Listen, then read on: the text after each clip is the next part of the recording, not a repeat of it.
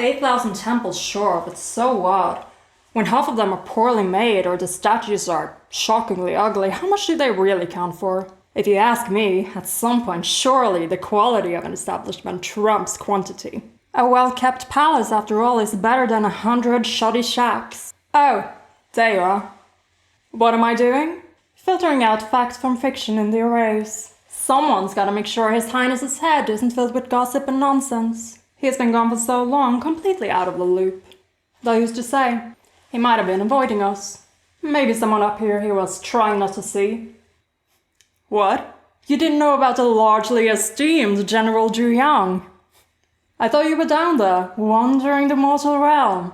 Though it appears His Highness has taken his wandering underneath a rock. Did you hear the poems they wrote about him? You did.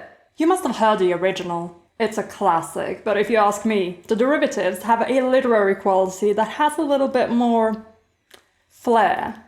Though they do keep the original length. I've just recalled one you've got to hear. Listen up. What? Why do I have them memorized? Your Highness, unlike some officials, I don't go around forgetting information that might save you in a pinch. Knowing such information about one's colleagues is vital for any heaven official. Trust me, you're gonna find this one hilarious. The General's garden is home to a tree from which Nanyang grants his tremendous masculinity. And down in the bushes lay eggs in a nest. The only ones greater rest upon his chest. Do you get it? Because his pectorals are unnecessarily big. What? Did I write this? Of course not. I don't waste nearly enough time thinking about the General's generous endowment to write something nearly as apt. Though let it be said that if I had, mine would have been just as good. Better even. Perhaps even more accurate too. Huh? What? Of course I haven't seen his...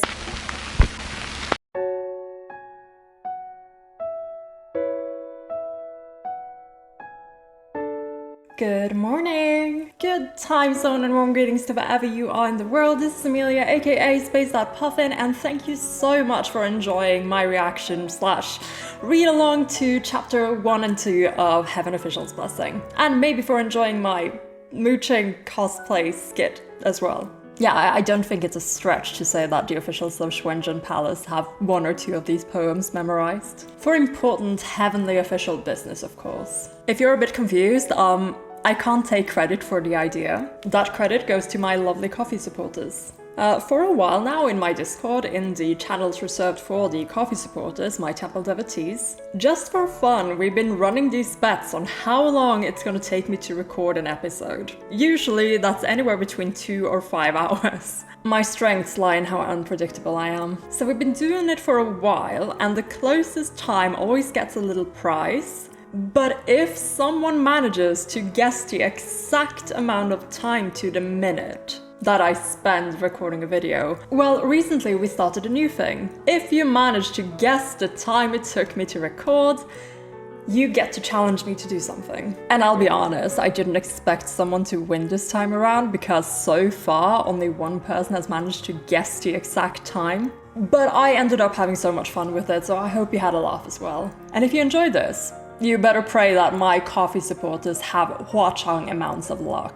Okay, I am picking up my Huachang pen today, courtesy of the lovely Melody Aria, in anticipation of his arrival. But before that, let's discuss. I want to start by thanking you guys so much for the book club discussions and your discussions down in the comments of the previous video. They've helped me out a lot and they're just helping me thoroughly enjoy this story. You guys are great. I've already talked a lot about the story and the characters in the Dongwha reactions, but there are still a few things that I'd like to pick up on here. Because that is what the novel is doing for me, it's really expanding my understanding. Though perhaps first and foremost, I want to talk about some of my first impressions of MXTX as a writer. I want to talk a little bit about my perception of the style she is using, a little bit about her storytelling techniques, and also how she works with her characters. Underlining that these are just first impressions and just thoughts that I'm having at the moment that might develop as the story goes on. As for TGCF,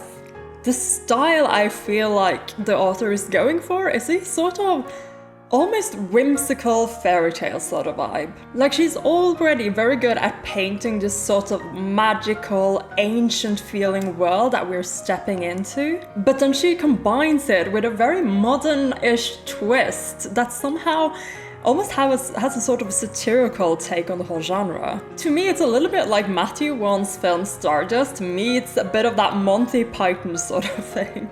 But somehow it really works. It's in how we've built up this idea of heaven as this place with all these amazing, wonderful people, but also they have really messy voice chat only group chats that Xie Lian forgets the password to. In a sense, it's like she's humanizing very like fairy tale-like characters by giving them these human emotions and very human agendas. To me, this is really refreshing because a lot of modern fantasy really tries to take itself too seriously. A lot of modern fantasy stories I've read tries to be high fantasy, but never really succeeds in making an immersive world. So I guess my current impression is that TGCF doesn't take itself too highly, but that might actually be its biggest strength. These heaven officials, for instance, are just absolutely terrible. They're even worse in the book than I experienced them in the Donghua. In a sense, they seem like really messy celebrities who live for the drama. Not at all these fantastic people that Xie Lian, as a newly ascended person at 17, went out of his way to make sure to greet. The author's mode of storytelling is interesting as well. She's utilizing a third-person omniscient sort of view, but this storyteller is withholding information from us. Throughout chapter 1, we mostly get the perspective of Xie Lian, but also the heaven officials, the occasional glimpse into the other characters. In a sense, the feeling I get is that we're actually still listening to a storyteller like throughout the prologue. And this storyteller is very aware of how important it is to have a good setup to make sure that the reveals hit really hard later on. An example that illustrates what I mean is how information is being set up throughout the chapter. Every time there's a little bit of exposition, it's usually directly connected to something that is happening then and there. However, we're also laying the groundwork for things that will happen later. I think the most glaring example of it is when we're introduced to the concept of the great believers. Well, the first one is a rich person and is actually the important part of the current plot of the story. A very rich person spent a lot of money to make sure that heaven understood that they want help. The second kind of believer was like a missionary who's out there spreading the word of their religion. And then the third kind is someone who believes in their heart and in their soul. An exceedingly rare kind of believer. And this information about these other kinds of great believers is completely irrelevant to the plot currently. However, it is setting up characters like Hua Chang. I wonder if the second kind will be important as well, but especially the third kind really just screams Hua Chang. This choice of storytelling makes it so that you as a reader might be rewarded for paying attention and for actually discerning who is saying what and who is putting what onto the playing field. So I'm already super excited about this part. As for how MXTX introduces her characters, it's masterfully done. This is honestly something that is such a difference between experienced and inexperienced writers. Like, you see this a lot in fanfiction, but also sadly in a lot of modern published works, where when you introduce a character, they come in, usually accompanied by a lengthy description of who and what they are, what they look like, and some sort of information that puts them into the context of the story. Establishes this by telling us. When MXTX introduces her characters in TGCF, it's through action, it's through dialogue, and it makes them memorable. Because the reader is connecting them to an event rather than a description. Ling Wen, for instance, comes in and has a conversation with Xie Lian, By the time we know her title and what she actually does, it's like we could already have guessed it. Like, it's not even surprising because she has already come in and she's had this conversation with Xie Lian about his debt and about this competition he won on behalf of the other heaven officials. But her actual role is only revealed when it's relevant. Function and mooching are also both excellently introduced, even with their little lore drops that I think a first-time reader might not pay as much attention to, because we've already read the prologue where Xie Lian, is in the center of everything and we're kind of like wanting to build on that. But before we even know Mooching's name, we know that he's connected to the bell that Xie Lian made fall down. So even if you can't even pick up on their names or any other information, you can easily remember that they're connected to Xie Lian and they're the bell guy and palace guy. What I think is really cool about this is that this choice of storytelling and this choice of introducing characters and information like this makes the readability of this novel go up. Like, I understand how a lot of people won't come back to these and have read them several times and are saying that they're discovering new things every time they do. Right now, I feel like I'm sort of in a halfway rereading sort of mode because I already know the story beats and I know the characters quite well. So while I'm putting this new information towards what I already know, I also see all these crying emotes in the server, in the book club chat, and I'm understanding that, okay, but I only know almost 2 books of information. So if you know all the 8 books of information, then go back to volume 1, things will hit maybe even harder. So I'm looking forward to my own reread, hopefully with my hardcovers. I only have a couple of them so far. Not to mention the revised editions, which I will also be looking into once I finish this first edition. Let's talk a little bit more about the characters that we already know. Ling Wen comes in and is pretty savage, honestly. I mean, she's kind of the one who's tasked with delivering this news to Xie Lian and, I don't know, getting in touch with him about this debt that he has because he's been up here for 3 days, but no one's really been in contact with him, it seems, which is kind of funny to me. Just wandering around up in the heavenly realm. But she also helps out a lot. She has a plan on how she's gonna get heaven officials to be efficient and actually help Xie Lian out. And while, as Xie Lian says, he doesn't expect that they would be very happy if they ended up discovering that they're helping him, she would have reached her goal if it hadn't been for, well, fucking mooching. His whole introduction. Just then, he heard a voice say softly, "So, your highness is back." It was a very comfortable voice, the sound soft and gentle, the tone decorous.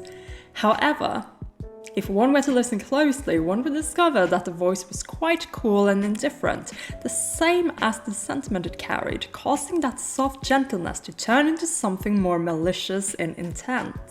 So this is Mooching's first introduction. And there is something to be said for unreliable narrators, especially when you're going from a character's perspective. Let's say this is Xie Lian's interpretation of things. That would make it open to more interpretations.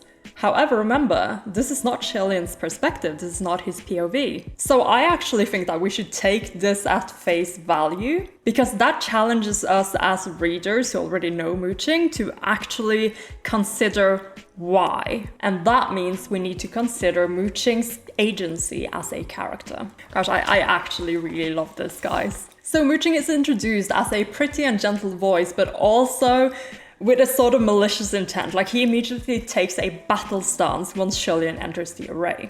So why? So we don't know for sure when the last time Mooching saw Xie Lian was, but according to the exposition we get, after the first banishment, Mooching didn't go with Xie Lian. And while there's kind of a hint in that Xie Lian says that, well, maybe 500-600 years ago I saw Mooching last, so maybe they did see each other somewhere in this area of the timeline. It's still been a long time. And perceivably the last thing Mooching knew of Xie Lian was his second ascension rampage, where he ascended in all anger and fury and, had his little fight with the emperor. So when Xie Lian then comes back, hundreds of years later, and the first thing that happens is that a bell hits Mooching in the head, or, would have hit him in the head. Isn't it conceivable that Mu Qing is maybe like literally thinking, oh my lord, is he out to get his revenge? So there you have Mu Qing, who's been, lurking in the communication array for the last 3 days, like a Gen Z with a social media addiction,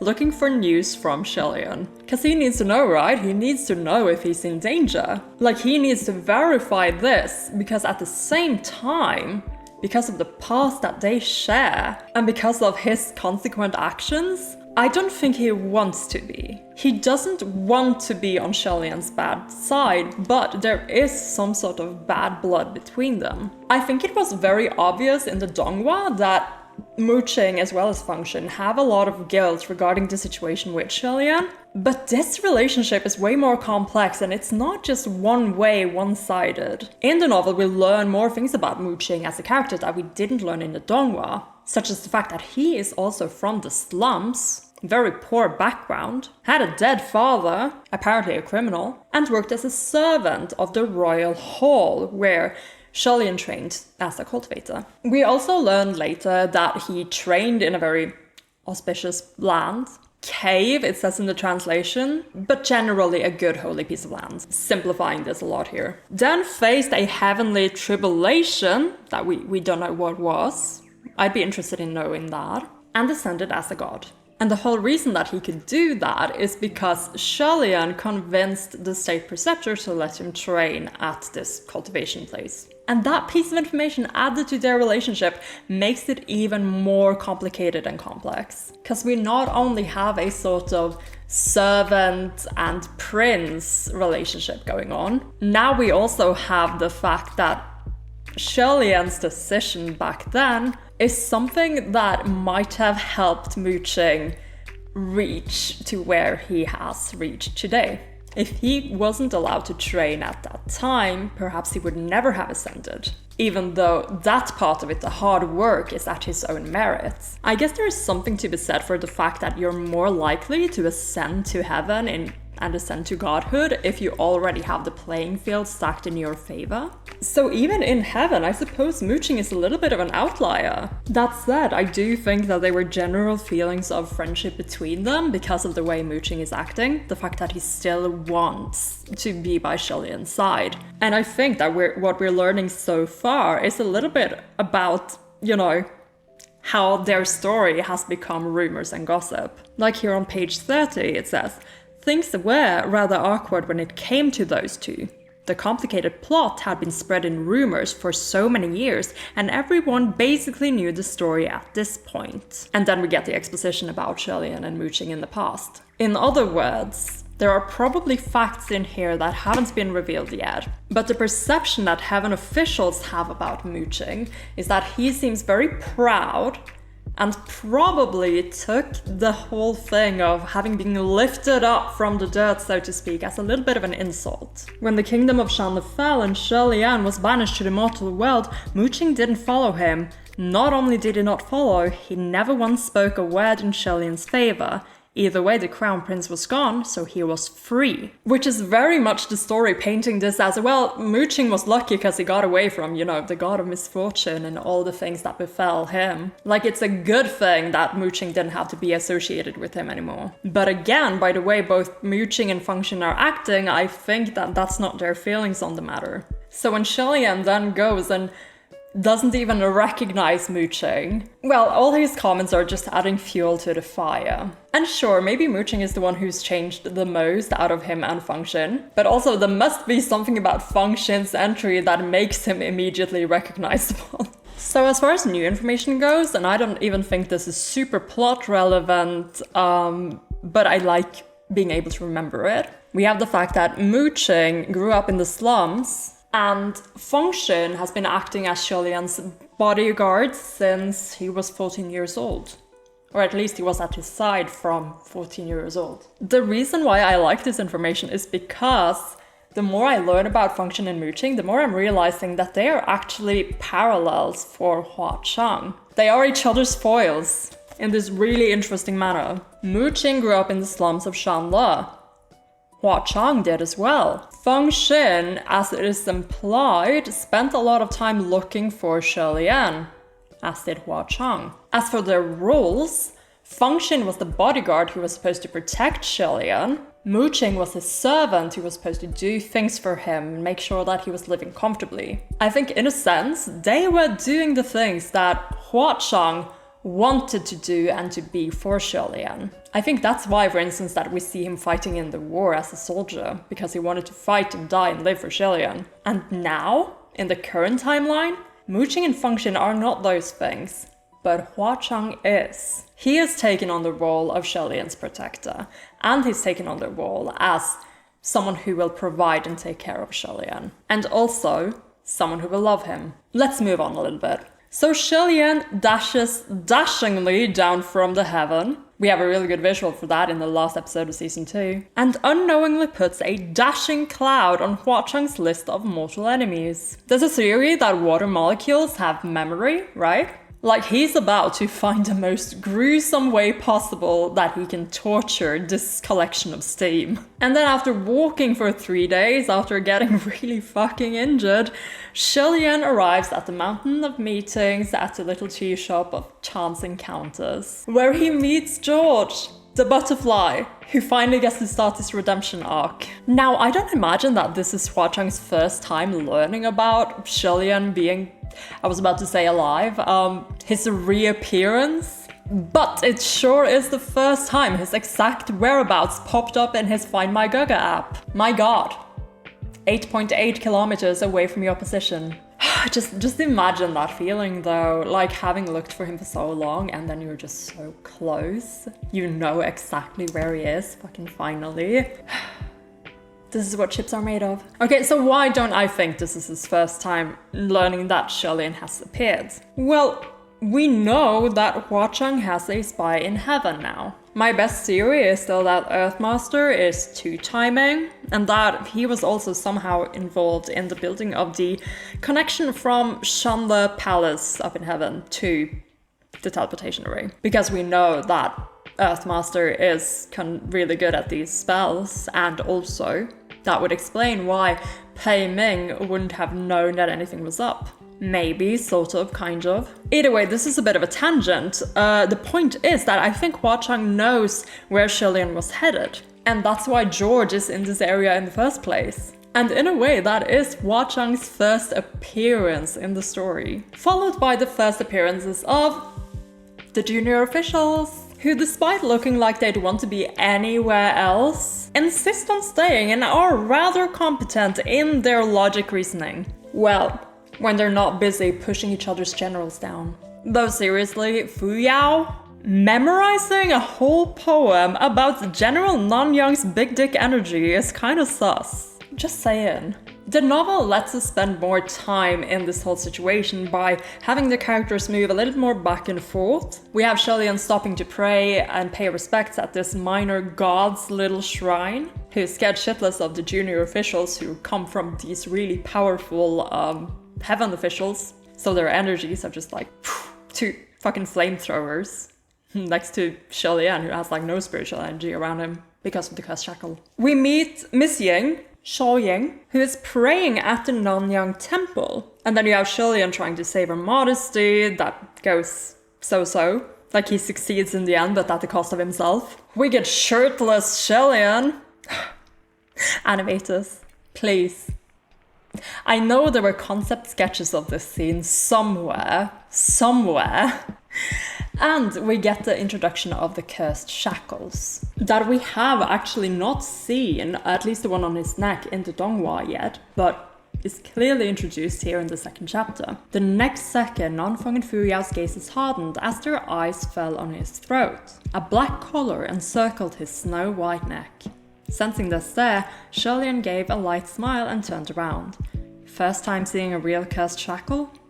Cursed shackle, like its name implied, it was a shackle formed by a particular curse. Heavenly officials who were banished from heaven would have the mark of sin forged by the wrath of heaven branded onto their bodies. This brand formed a fetter that sealed spiritual powers away, never to be freed. It is described as a punishment that is supposed to be both scary and humiliating. and Xie Lian assumes that, the junior officials are really wary seeing it because it's their first time.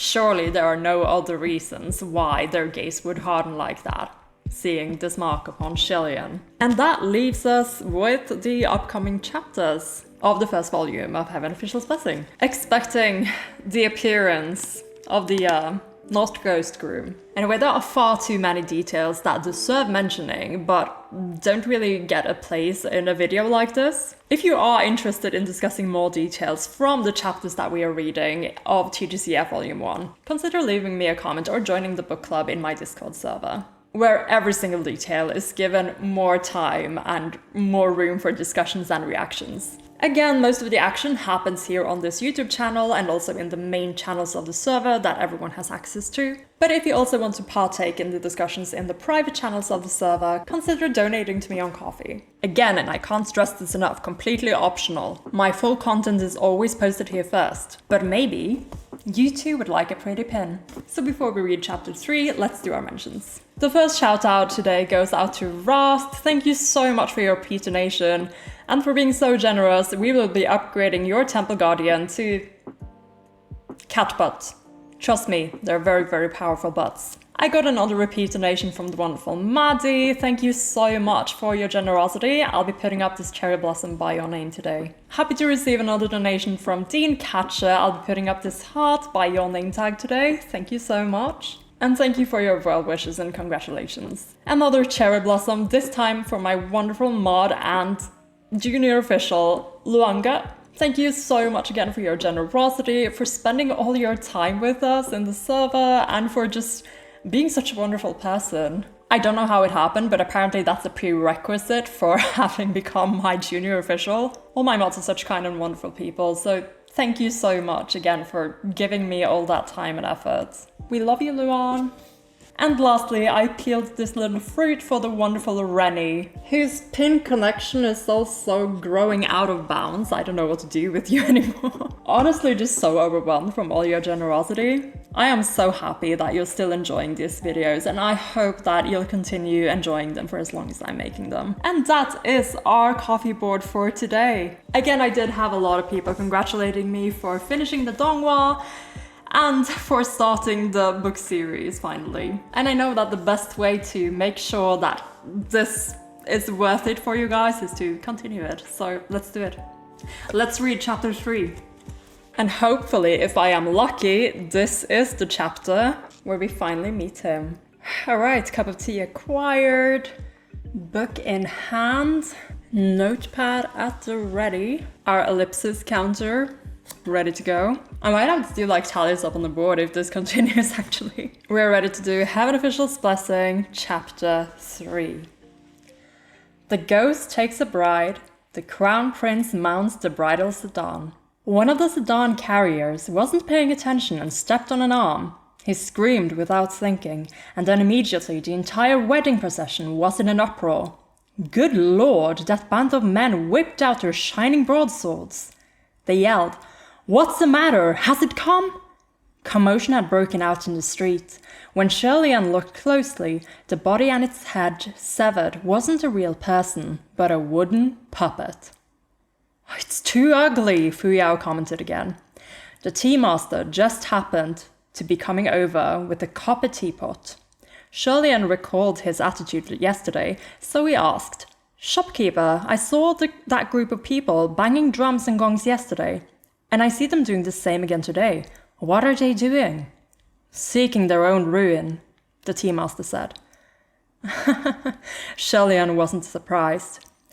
"Are they trying to lure out that ghost groom?" "What do you think?" the tea master replied. "The father of a missing bride will award a great sum of money to whoever finds his daughter and captures that ghost groom. So that group has been messing around all day, every day, creating a foul atmosphere. The father who was awarding the bounty must be the Lord Official." Xie Lian took another glance at that crassly built head of a woman, knowing the men were attempting to disguise the puppet as the bride. Fu Yao commented in disgust. "If I were the ghost groom, I'd wipe out his entire troop for sending such an ugly thing to me." "Fu Yao, you're not speaking as an immortal should," Xie Lian said. And can you fix that eye-rolling habit of yours? I'm sorry, that's a lost cause, Xie Lian. Why don't you set a small target for yourself first and roll only 5 times a day or something like that? Set it at 50 times a day and it still won't be enough, Nanfang added. Xie Lian is actually kind of savage. I mean, we already knew, but he's kind of more savage in the book. Just then, a young man suddenly poked out from the procession. Spunky and spirited, judging by sight, he was the leader. He raised his arm and hollered, listen to me, it's completely useless to keep this up. How many times have we made this trip in the past few days? Has the ghost groom ever shown itself? The group of men agreed and started to grumble while that youth continued. This youth, he's the one who gets his skull crushed by Xuanji. Tough. I think since we started this, we should just do it and charge right up Mount Yujun. We'll search the mountain and drag that ugly freak out to kill it. I'll lead the way. Any good brave man can follow me, kill the ugly freak, and we'll split the bounty. There were only a small and scattered number of men at first who answered his call, but the voices gradually grew bigger and louder. In the end, everyone was roaring in agreement, surprisingly sounding rather immense in strength. Xie Lian wondered, ugly freak? Shopkeeper, what's the ugly freak they're talking about? The tea master replied, apparently the ghost groom is an ugly creature living on Mount Yujun. And because it's so ugly, no woman loves it. That's why it grew hate in its heart and began robbing others of their brides to ruin their happy occasion. Halfway right. Like, that's Xuanji's whole thing, right? That they're happy. And she could never be a happy bride. The scroll from the palace of Ling Wen didn't record this. Xie Lian wondered, is that explanation true? Is it not speculation? Usually it is though, like, with little places like this. Of course the humans would have made like their own little ideas and stories about this ghost groom. That's usually what happens in all sort of mystery sort of tellings. And as a reader, that's interesting because you have to, pass out the facts from the fiction. I feel like I'm just dissecting this mystery a little differently though, since I already know the outcome. But it's cool to see just the setup of it. The fact that Fu Yao has already planted the information that, well, maybe it's not a groom at all. Who knows, the tea master replied. Apparently quite a few people have seen it. Its entire face is wrapped in bandages, with savage eyes peering out. Yeah, this is our boy. This is our little boy, Lang Ying. It doesn't know how to talk and can only growl like a wolfhound. The rumors are quite bizarre. Just because its face is wrapped in bandages doesn't mean it's ugly. There's also the possibility that it's so beautiful that it doesn't want others to see, Fu Yao said. The tea master was speechless for a moment. Who knows? Either way, I've never seen it. Right then, a young girl's voice came from the streets. That's Miss Ying. Don't listen to him, don't go. Mount Yujun is a very dangerous place. The one who spoke while hiding at a street corner was the girl who was praying for blessings at the temple of Nanyang last night, Shao Ying. When Xie Lian saw her face, he could feel his own aching and subconsciously rubbed his cheek. Yeah, she reminding you of that, Oh. That youth appeared grim when he saw her, and he shoved her. What's the little woman doing, interrupting when the big men are talking? Shao Yan cowered a little when she was shoved, but then she gathered her courage and said in a small voice, don't listen to him. Whether it's faking a wedding procession or searching the mountain, aren't you also seeking out your own deaths by doing something so dangerous? Well, don't you make it sound nice, the youth rebuked. Us guys are putting our lives on the line to exterminate evil for the people, but what about you? Selfish and greedy, refusing to play the role of the fake bride and get on the sedan. You don't have half the courage of the people here. But now you're here to obstruct us? What are you scheming? Yeah, this is the same as in the Donghua. He shoved her with every word, making everyone inside the shop frown at the sight. Xie Lian looked down and unwrapped a bandage on his wrist as he heard the tea master speak. That Sha Pengto, that's the name of their youth, right? That's the guy who got his skull crushed. Wanted to coax that girl into playing the fake bride before. His words sweet like honey, but the girl refused. And now he's changed face. On the street, the group of burly men also exclaimed, stop standing there blocking our way, move aside. When Shao Ying saw this, her flat face was flushed bright red, tears rolling in her eyes. Why must you talk like this? That youth, Shao Pengto, Continued. Was I wrong? I told you to play the fake bride, and did you not refuse? Xie Lian replied. It's true that I didn't dare to do it, but you didn't have to slash my dress. Okay, yeah, exactly. The moment she mentioned this, Xiao Pengtou instantly jumped as if he stubbed his toe. He pointed at her face and yelled, You ugly freak, don't slander people around here. Me? Slash your dress? Are you taking me for blind? Who knows if you didn't do it yourself because you want to flash people? As if anyone would want to see an ugly face like yours, even with a ripped dress. Don't blame this on me. Nanfang could barely listen anymore.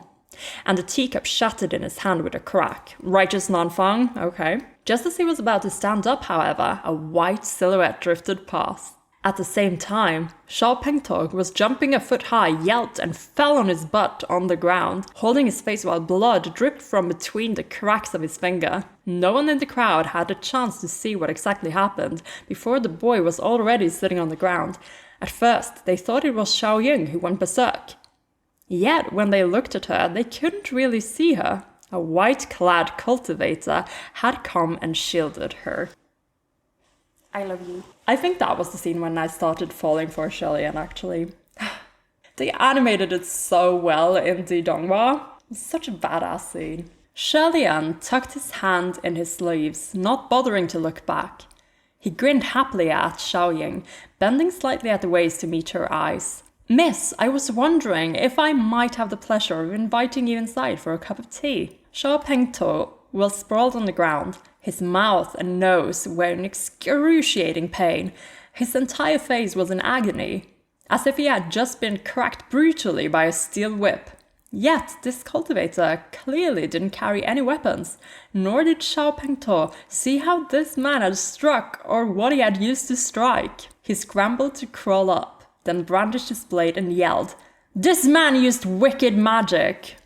Was it Roya? Did he use Roya for it? I don't think we really saw in the donghua either. It was just like a lot of fast movement. So yeah, maybe Xie Lian did strike him. Either way, deserved. When the group of burly men behind him heard wicked magic, they all brandished their broadswords. Yet unexpectedly, Nanfang suddenly struck with his hand from behind, and crack! A pillar snapped and broke. Having witnessed such godly strength, the group of burly men instantly lost color in their faces. Although stricken with fear, Xiao Pengtou still remained stubborn and shouted at them as he ran away. I'll concede defeat today. Where did you fellow good men come from? Leave your names and we'll meet again someday.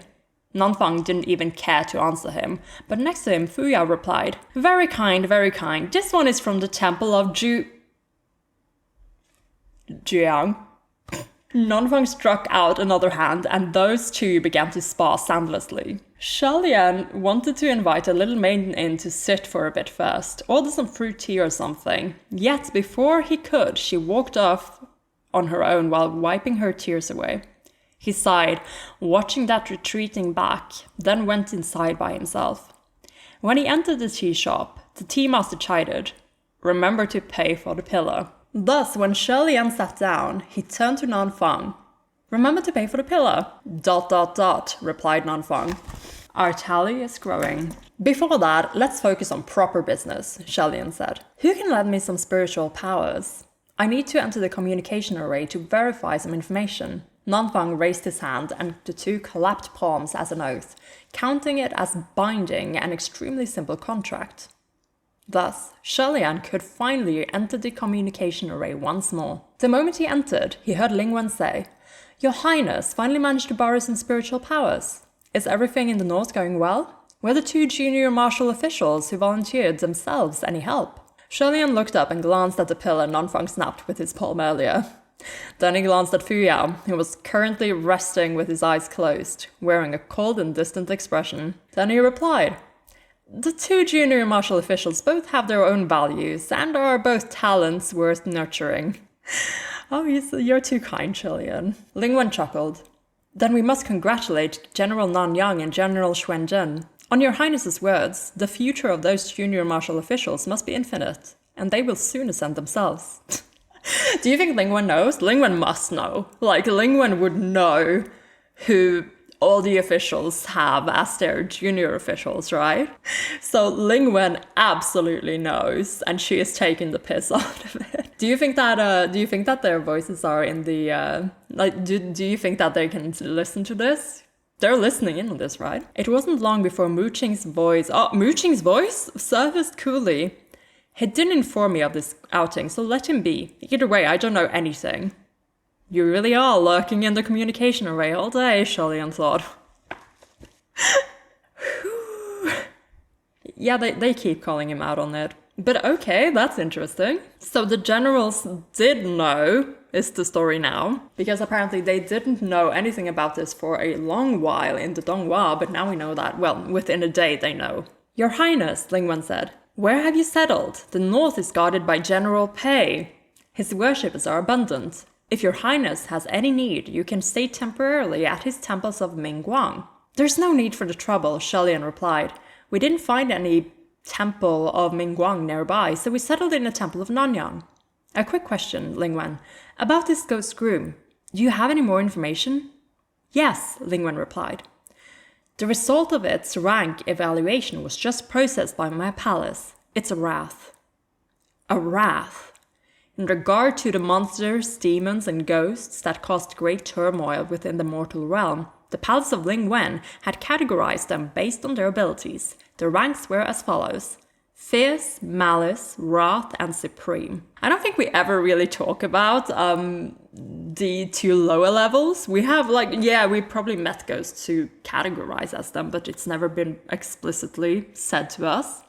We only really talk about the Wraths and the Supremes, aka the Calamities. So I don't know if the lower rankings are really relevant to the storytelling, because we just went straight to, the upper levels. A fierce murdered one, a malice could murder a sect, a wrath could slaughter an entire city. As for the most fearsome, supremes, once they were born into this world, they were destined to bring ruin to nations and people and complete disorder everywhere. This ghost groom that had been holding up in Mount Yujun was ranked a wrath, only one level lower than a supreme. That meant no one who saw it could escape unharmed. Thus, after Xie Lian exited the communication array and informed the other two of this, Nanfang said, then the ugly bandaged male is probably just a rumor, or they saw something else. Which they are right about. Again, they have great deductive reasoning, actually. As a first-time reader, I wonder if you kind of just follow along with them, or if you're supposed to be questioning them. And are you sure about this? Though we do know that the bandaged boy is a red herring. There's another possibility, Xie Lian said. For example, under certain circumstances, this ghost groom will not or cannot use harm. Fuyao said disapprovingly. The palace of Ling Wen is so inefficient, taking this long only to come up with a rank. What's the use? At the very least, we have an understanding of the enemy's strength, Xie Lian said.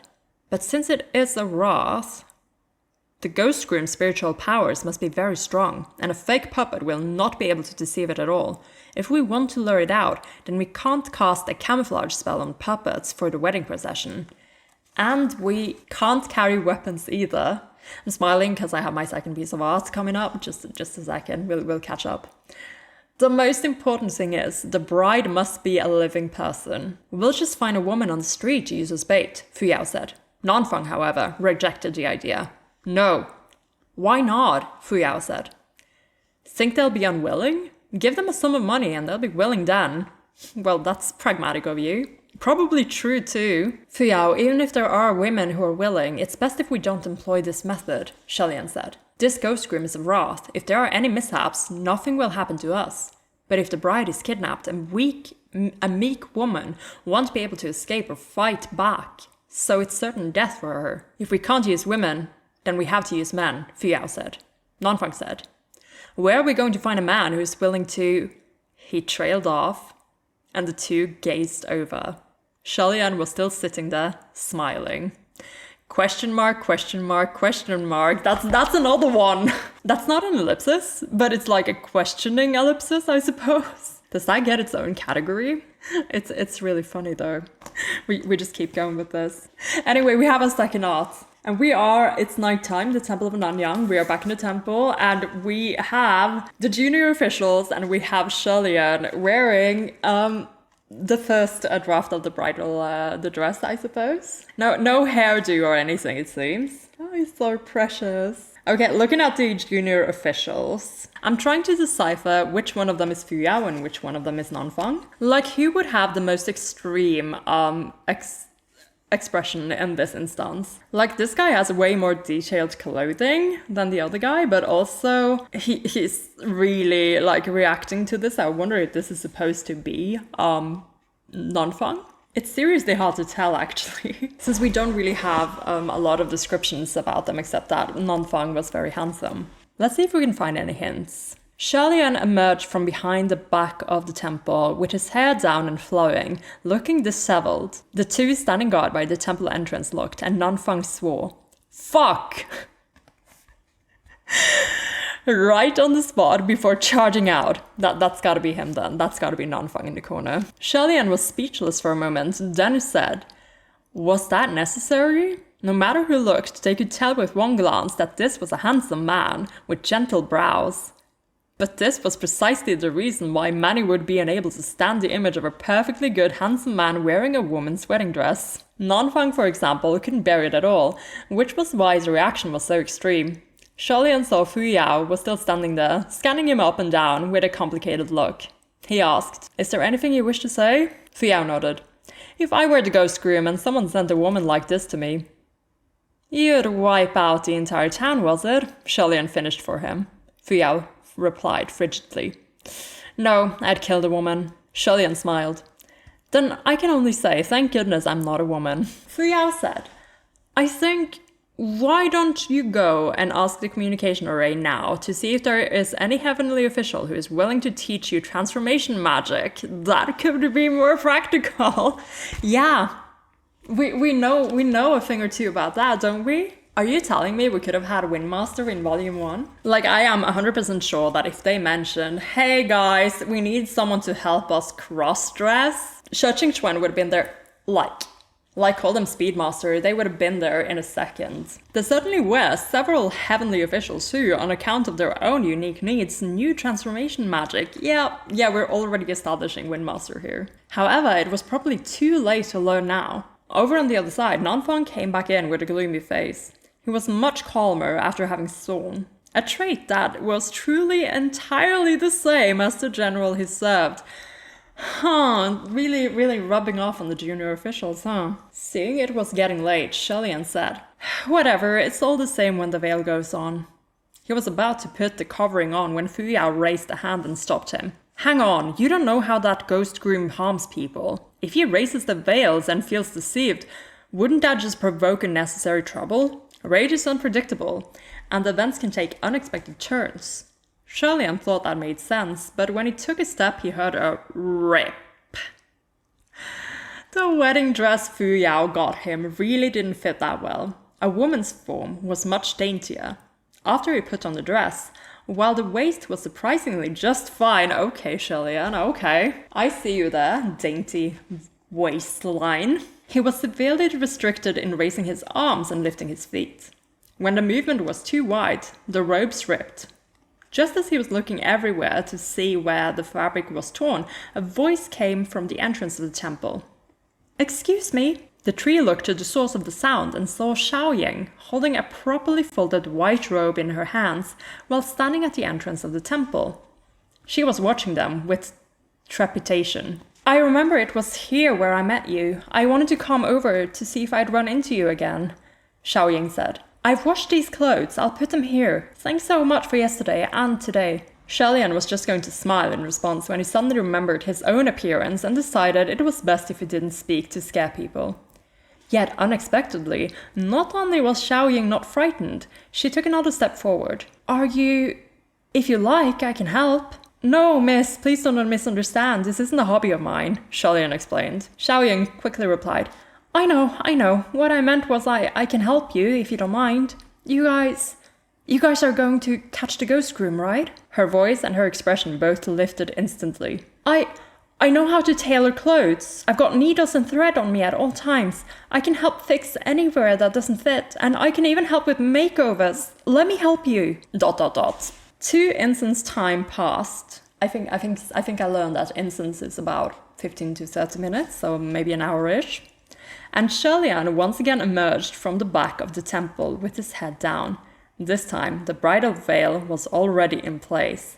Nanfang and Fu Yao had wanted to take a look at first, but in the end they decided to cherish their eyes. More like deprive yourself from this. We all know he's gorgeous. This is Miss Ying's legacy. Bride Xie Lian, hair and makeup on fleek. I mean, look at him. She outdid herself, holy shit. Though I do think his genetics did make up like half the work. The sedan they called over was already waiting by the entrance of the temple. And the carefully selected sedan carriers had also been waiting for a long time. It was a night when the moon was obscured and the winds raced. Adorned in a brand new wedding dress, the crown prince thus mounted the bright red bridal sedan.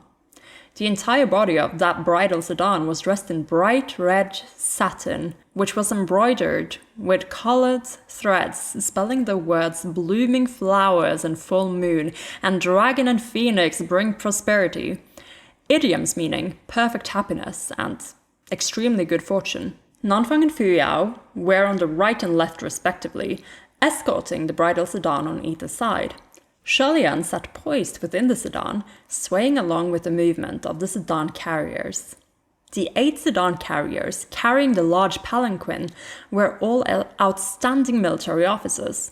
In order to find expertly trained sedan carriers to play the part of the wedding procession, Nanfang and Fu Yao went directly to that lord official's residence and demonstrated their power, then revealed that they planned to probe Mount Yujun. That night, without a word, the official summoned a squad of big, tall military officers. However, it wasn't in the hope of extra help that the expertly skilled were chosen. Rather, it was so that when the Wrath Ghost launched attacks, they could run away and protect themselves. Okay, that's actually very clever. This is kind of showing their intention of goodness in that they're hiring people who are strong because they are more likely to be able to run away. And that is what happens in the Dongma as well. They make sure that these people are able to run away. But in truth, it was actually those 8 military officers who were secretly looking down on them. They were the top #1 experts at the government office and leaders of outstanding heroes wherever they went. Yet those 2 pretty boys were riding over their heads and had ordered them to be sedan carriers. It wouldn't be wrong to say that they were quite upset. The master's orders had to be followed, so they forcibly suppressed the disdain in their hearts. Nonetheless, it was difficult to avoid the frustration flaring up, so every so often they'd purposely jerk their legs or shake their hands, making the sedan ride quite bumpy. Oh my gosh, Xie Lian is, of course, getting the brunt of their pettiness. Others might not be able to tell, but if the one sitting inside the sedan was just a bit weaker and more delicate, they would have probably puked their guts out. The sedan bumped, and sure enough, they heard Xie Lian inside the sedan let out a low sigh. The military officials couldn't help but feel rather proud inwardly, oh my lord. Outside, Fu Yao said coolly, "What's the matter, miss? Tears of joy at finally marrying at your old age?" Oh my god. Indeed, when the bride left home for the first time, many teared up and wept inside the bridal sedan. Xie Lian didn't know whether to laugh or cry, but when he spoke, his voice was calm and neutral, revealing nothing of the discomfort from the bumpy ride. "No, it's just I suddenly realized that this wedding procession is missing something very important." "Missing what?" Nanfang asked. "We prepared all that we need." Xie Lian smiled. "2 accompanying maids. ... Oh my god. I got my first laugh or cry. It's my first laugh or cry. Should we keep a tally for those? I know Luan said that they were keeping a tally for this. And there's we're in the double digits in the first volume. But since I'm already tallying the ellipses, let's do it. Let's do laugh or cry as well. First one, chapter 3, guys. The 2 outside exchanged a look. Then they both shuddered violently, seeming to have imagined something, like themselves in the, as the maids. Fu Yao replied, "Just pretend that the family is poor, that there is no money to buy maids, and deal with it." Alright, Xie Lian said. When the sedan-carrying military officers heard all this gag, they couldn't help but chuckle. With this, the displeasure did indeed disperse quite a bit, and a bit more camaraderie developed, making the sedan much steadier. Thus, Xie Lian leaned back into a proper sitting position and closed his eyes to rest his mind. Unexpectedly, not long after, a child's laughter abruptly sounded by his ears. It's our child spirit, guys. It's in the book. I'm excited to see if we can glean some more information about it, because that is like the first loose thread from season 1 of Donghua that we just didn't revisit. We mentioned it at the beginning of season 2 when Xie Lian brings it up to Ling Wen. Or was that was the bandaged boy, right?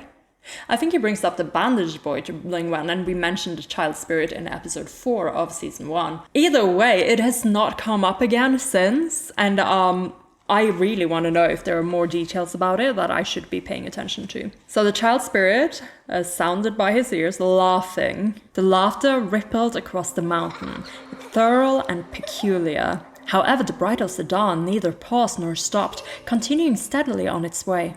Not even Nanfang or Fu Yao made a noise, seeming to not have noticed anything amiss. Xie Lian opened his eyes and called in a low voice, "Nanfang, Fu Yao?" From the left side of the bridal sedan, Nanfang answered, "What is it?" "Something's come," Xie Lian replied. By that time, this wedding procession had gradually entered the deeper parts of Mount Yujun. Quiet blanketed the wilderness, and the creaking of the wooden sedan, the crackling of broken leaves and branches when stepped on, the breathing of the sedan carriers all seemed to sound louder in the silence, and that child's laughter still hadn't died. It was sometimes distant, as if it came from deeper within the woods, and sometimes close, as if it was leaning over the edge of the sedan. Nanfang grew serious. "I don't hear anything," Fu Yao also said coldly. "Me neither. In that case, it was even more impossible for the sedan carriers to have heard anything. That means it's purposely letting only me hear," Xie Lian said. The 8 military officers considered themselves experts in martial arts, and also felt that there was no pattern to the ghost groom taking brides. So they were confident they would go home empty-handed tonight, and weren't frightened in the least. Yet for some reason, the 40-something military officers from before, who mysteriously went missing delivering the bride, suddenly came to mind, and cold sweat appeared on some of their foreheads. Xie Lian sensed that some had stalled in their steps and said, "Don't stop, pretend nothing is the matter." Nanfang waved, gesturing for them to keep going. Xie Lian then said, "It's singing." "What's it singing?" Fu Yao asked. Xie Lian listened carefully to that child's voice, then repeated verse by verse, a pause after each one. "New bride, new bride, new bride in the red bridal sedan." In the quiet of the night, his somewhat slow voice was clear, but while he was clearly the one reciting, it was as if those 8 military officers were hearing the voice of a young infant singing this odd little nursery rhyme along with Xie Lian, making their blood run cold.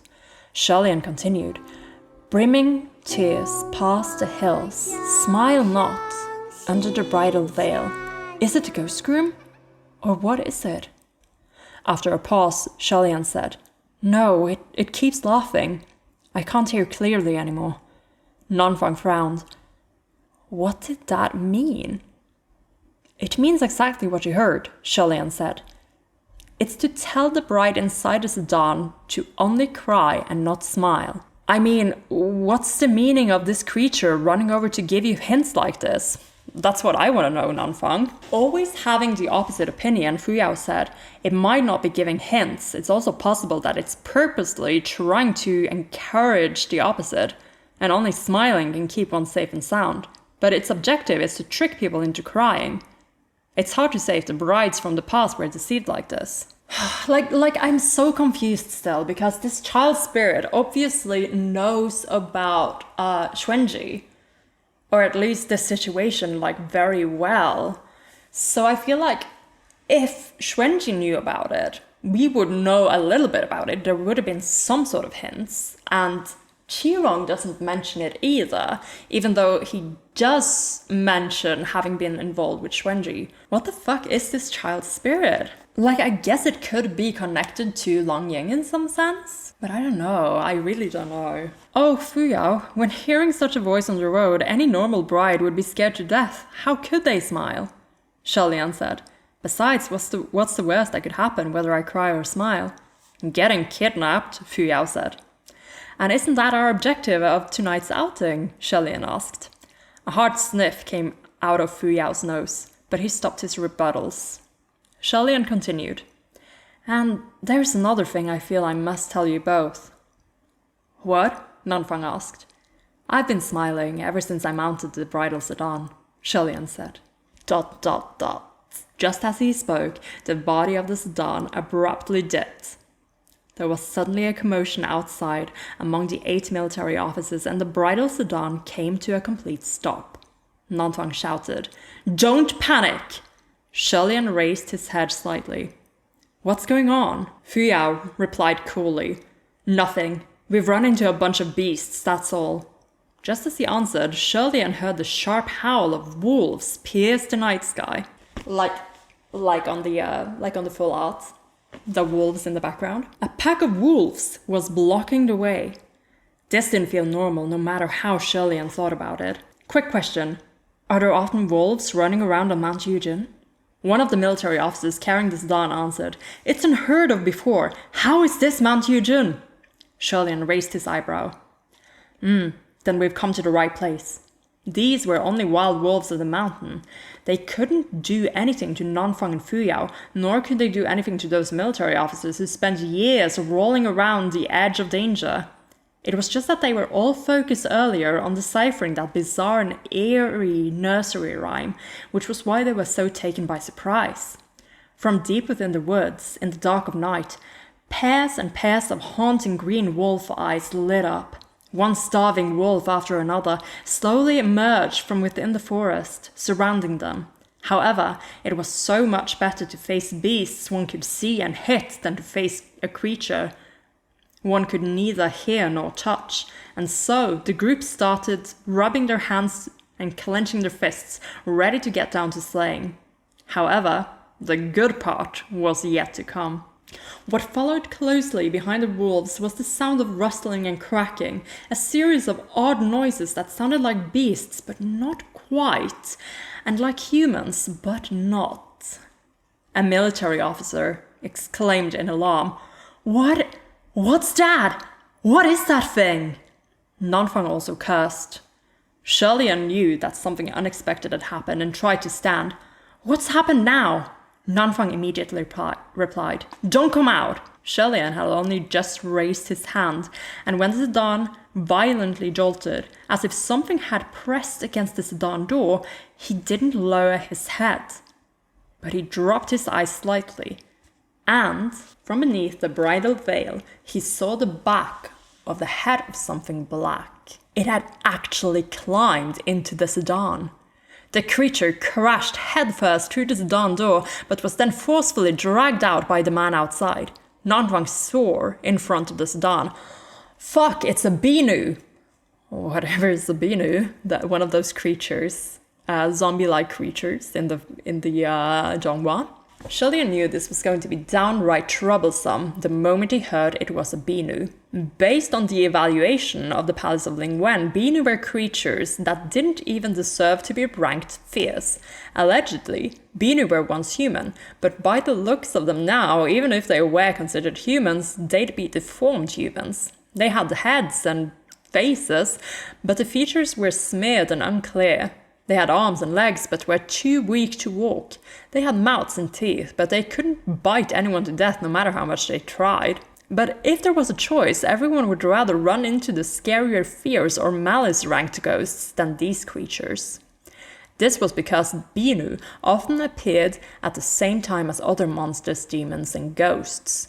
While the prey was distracted, battling with the enemy, they'd suddenly pop out and use their untiring, pestering limbs, their sticky and gooey bodily fluids, and their endless reinforcements of companions to tangle up the prey like sticky candy. Even though their combat power was extremely low because their vitality was exceedingly tenacious, and they often appeared in large groups, it was impossible to shake them off, and also very difficult to kill them all quickly. Gradually, they would drain your strength and you'd get tripped up.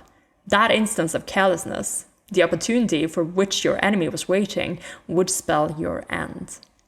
And when the prey was killed by the other monsters, demons and ghosts, the Binu would pick at the remnant broken limbs, the stronger beings left over after eating.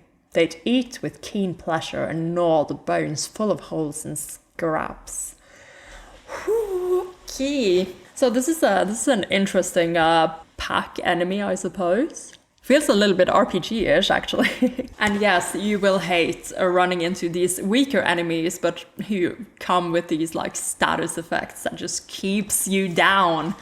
Keeps you from making the moves that you want to make and keeps you from killing the big ones. This was truly a very disgusting creature for any heavenly official in the upper court. All they needed to do was release their spiritual light and summon their weapons, and those creatures would withdraw in fright.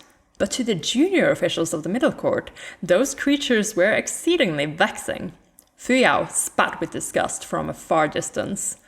I hate those things. Did the palace of Ling Wen mention their presence here? Well, because they're sticky and ugly? No, Xie Lian said. Then what do we need them for? Fuyao exclaimed. How many have come? Xie Lian asked. About 100, possibly more, Nanfang replied. Don't come out. Creatures like Binu were strong in numbers, and over a dozen were already difficult to manage. Over 100? That was more than enough to drag them to their deaths. They usually prefer to stay in areas heavily populated with people. He had never imagined there'd be so many on Mount Yujun. Xie Lian pondered for a moment, then raised his arm slightly, revealing a wrist that was half wrapped in bandages. Go on, he said. Roya entry, we have a Roya entry! The moment those two words were spoken, that white bandage suddenly slipped off his wrist on its own like it was alive and flew out of the curtain of the bridal sedan. We should bring out Roya. We need to bring out Roya for this. Just letting Vul Roya join us for the Roya entry into the story. Xie Lian sat poised within the sedan and instructed gently. Strangle them to death. Instructed gently? Fucking kill them all? You're a menace, Xie Lian. In the black of the night, it was as if the white silhouette of a viper suddenly slithered forth. Look at you, Roya. Little viper. When that white silk band was pretending to be a bandage wrapped around Xie Lian's wrist, it looked like it was only several meters long. Yet, when it was slaughtering with such devilish lightning speed, it was like it was endless. A seamless series of cracking sounds later, dozens of wild wolves and Binu had their necks wrung in an instant. The 6 Binu wrapped around Nanfang instantly fell to the ground dead. He sent a wild wolf flying with the strike of a hand, never dropping his guard once. He shouted with disbelief towards the sedan. What was that thing? Didn't you say you can't manipulate spiritual devices without spiritual powers? Xie Lian replied, There are always exceptions. Nanfang was furious, and he slapped the sedan door. Xie Lian! Oh my god, he called him Xie Lian? Is this the actual translation? Xie Lian, explain properly right now what that thing was. Was it? His slap almost broke the entire sedan completely. Xie Lian had to quickly raise his hand to support himself against the door, slightly taken aback. The way Nanfang spoke actually reminded him of how Fengxin used to be when he was mad. Nanfang was about to say more, when suddenly the wailing of military officers came from the distance. Fuyao said icily, If there's anything to say it after fighting this wave of first. Without any choice, Nanfang had to rush over to rescue the people. Xie Lian swiftly snapped out of it and ordered, Nanfang, Fuyao, you guys leave first. Nanfang whipped his head around. What? Xie Lian explained. If you guys are around the sedan, the creatures will keep coming and the fight will never end. Take the men away first. I'll stay behind and meet this groom. Will you now? Nanfang was about to swear again. You'll be by yourself. However, Fu Yao said coolly. He can control that silk band, so nothing will happen for the moment. If you've got the time to drag your feet, why don't you settle this group first? Then come back and help. I'm off. Well, he certainly was snappy and carefree, leaving without a thought, dragging not a single step. Nanfang clenched his teeth, knowing what Fu Yao said was true.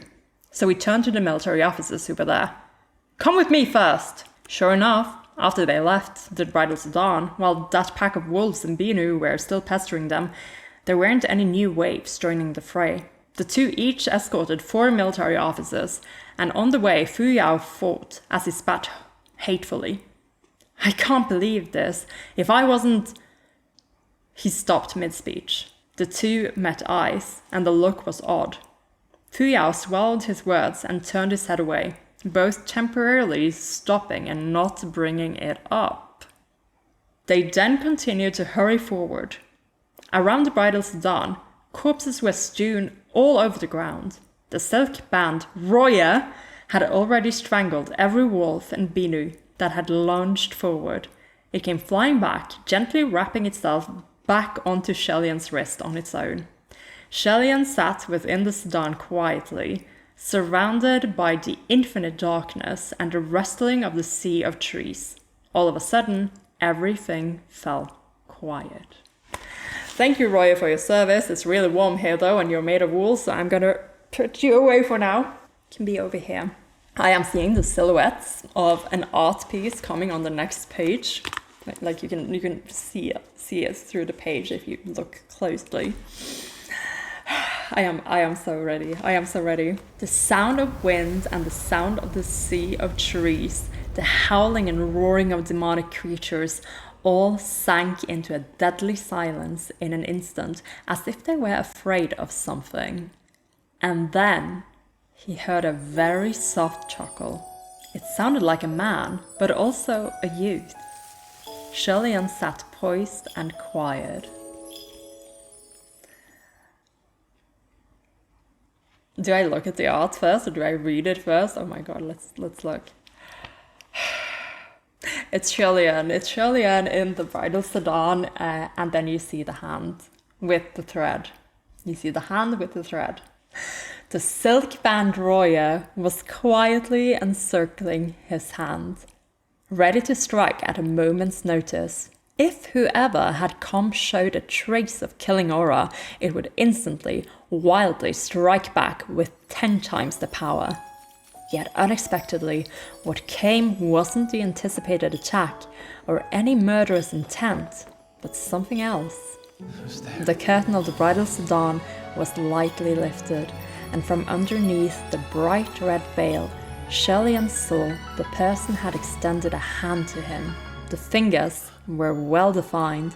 A red string was tied on the third finger, and on that long, slender, fair hand, it looked like a bright and colorful affinity knot. Should he give his hand or no? Xie Lian maintained his composure. He hadn't decided yet. Should he continue to sit tall and still, or pretend to be a bride who was frightened and at a loss, dodging back? The owner of that hand was rather patient, however, and incredibly well-mannered. Xie Lian didn't move, and so that hand didn't move either, seeming to be waiting for his response. A moment later, as if something had taken control of him, Xie Lian reached out. He rose to his feet, ready to push aside the curtain to descend the sedan, but the man had already moved first, lifting the curtain for him.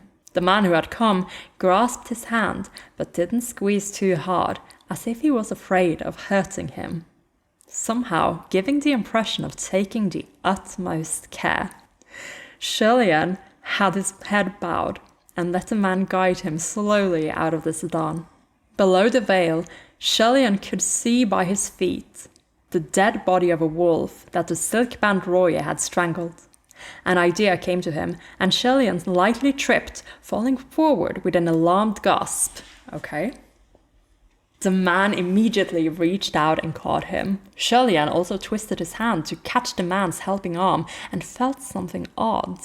It turned out the man was wearing a pair of silver vembraces around his wrists. The vembraces were exquisitely beautiful, with primitive decorative patterns. Maple leaves, butterflies, and savage beasts were engraved upon them, quite mysterious and quite unlike anything from the Central Plains, more akin to the ancient artifacts of foreign tribes. The vembraces appeared polished and refined, locked around the man's wrists. Icy cold silver and fair white hands. Both were without a trace of life but carried an evil, killing aura. Xie Lian's trip and fall earlier was a feint. He had a mind to test this man who'd come. Roya had been circling languidly inside the large expansive sleeves of the wedding robes, ready to strike at a moment's notice. However, the man only took his hand and guided him forward. Xie Lian purposely walked extremely slowly. This was because, 1, he couldn't see the path clearly with veil on, and 2, he wanted to stall for time. Yet this other person matched his pace and walked slowly along with him, the other arm coming around to support him every now and then, as if afraid Xie Lian would trip again. No matter how high on his guard Xie Lian was, to be treated this way, he couldn't help but think, if he was a real groom, then he'd genuinely be a most gentle and considerate one. Then he suddenly heard an exceedingly soft clinking sound with every step the two took. That sound would ring crisply. Just as he was mulling over what that sound could be, there were suddenly the low, suppressed growls of wild beasts from all around. Wild wolves. Xie Lian jerked slightly, and the silk band Roya abruptly snapped tight around his wrist. Yet unexpectedly, before he could do anything, the man who was holding his hand softly tapped the back of that hand like he was comforting him, telling him not to worry. The 2 taps were so soft they could practically be called gentle. Xie Lian was slightly taken aback, but the low growling was already suppressed. When Xie Lian listened closely, he suddenly realized that these wild wolves weren't growling, but whimpering. It was clearly the whimpering of beasts that had reached the peak of fear and could not move while they struggled before death. Now his curiosity for who this man was grew even stronger. He wanted to lift the veil, to look first and worry about everything else later, but he knew that wasn't the best course of action at the moment. So he could only peek through the crack below the red covering, his view limited, and miss the larger picture. The only thing he saw was the lower hem of a vividly red robe. Below the red robe were a pair of black leather boots walking languidly. Those black leather boots were wrapped tight around long, slender legs, looking mightily beautiful as they walked. Okay. On the sides of the black boots, there dangled 2 fine silver chains, and with every step, the silver chains would sway, clinking and crinkling, sounding extremely pleasant to the ear. I mean, if you are Xie Lian, if you're anyone else. The steps were nonchalant but sprightly, much like those of a youth. However, his every step was also confident, like there was nothing that could stand in his way. If anyone dared to block him, he'd rip them to pieces. Because of this, Xie Lian couldn't quite say just who exactly this character was. Just as he was deep in thought, something hauntingly white on the ground suddenly intruded on his vision. It was a skull. Xie Lian's steps faltered for a moment. He could immediately tell the way the skull was placed was amiss. This was clearly a point in some magic formation, and if moved, the entire enchantment would probably attack this spot in an instant. Judging by that youth's steps, it was as if he didn't notice there was anything there at all. Xie Lian was just considering whether he should warn him when he heard the crisp sound of a tragic crack The youth stepped down and instantly crushed the skull to dust. And then, as if he sensed nothing, he walked over, stepping through that mound of dust indifferently. Xie Lian was speechless. In fact, he dotted once again. With just one step, he crushed the entire enchantment into a mound of wasted dust. Just then, that youth's steps paused. Xie Lian tensed, wondering if he was about to act, but the youth only stopped for a moment before continuing to guide Xie Lian along. After a couple of steps, suddenly there was pitter-patter from above, as if beads of raindrops were beating down on the surface of an umbrella. Turns out that youth had opened an umbrella and raised it over both of their heads. Although it wasn't the time for it, Xie Lian couldn't help but praise inwardly that he really was quite thoughtful. But at the same time, he was also very curious. Is it raining?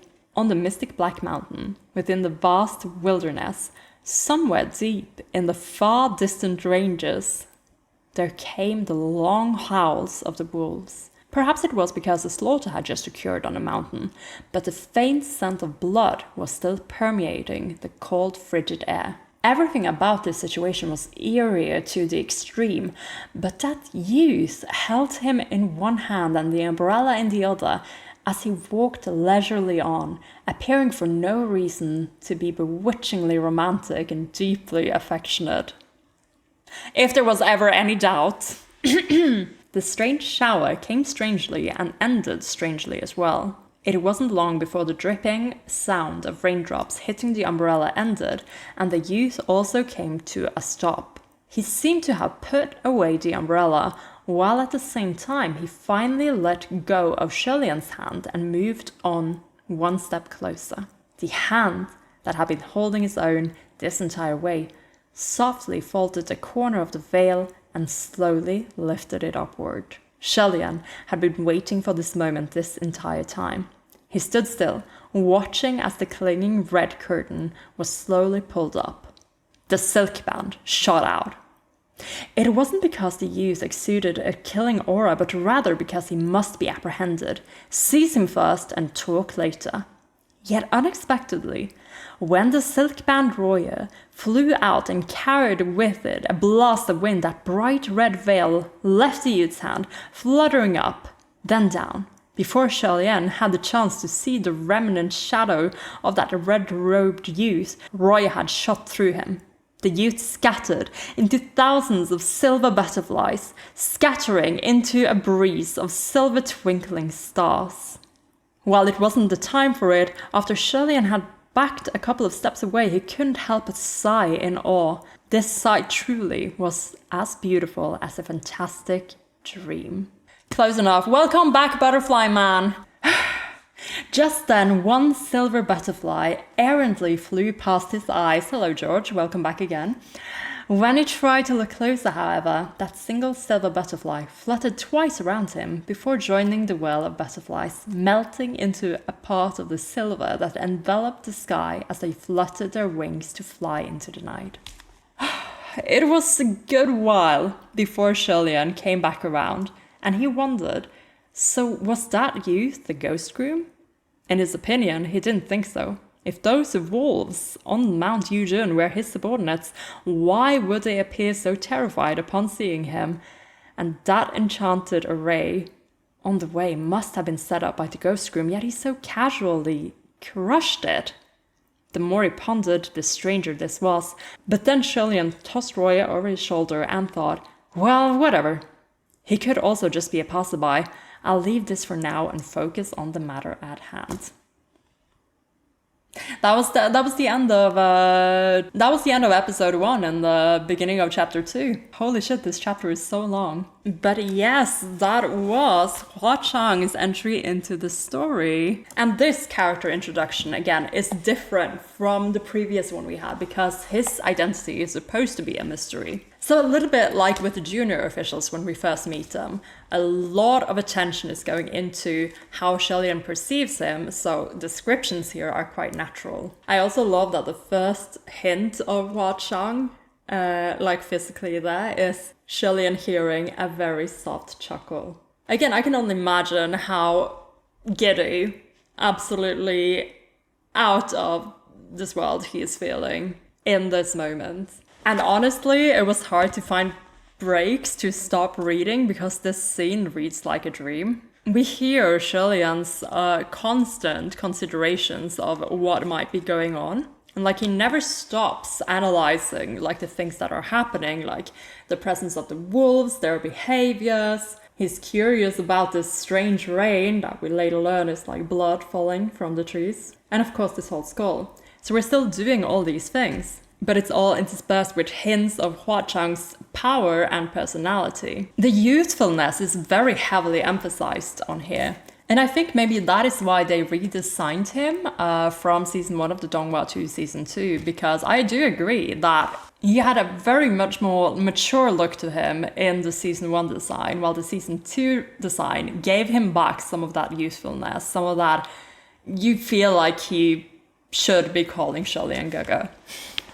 But that was exciting, and also there's like that one sentence. Everything about this situation was eerie to the extreme, but that youth held him in one hand and the umbrella in the other as he walked leisurely on, appearing for no reason to be bewitchingly romantic and deeply affectionate. Like if there was ever any doubt, this here would have thrown that away. So Hua Chang's poofed. He's got butterflies. Got another little George cameo. I love this for George. George is doing so well for himself in this book.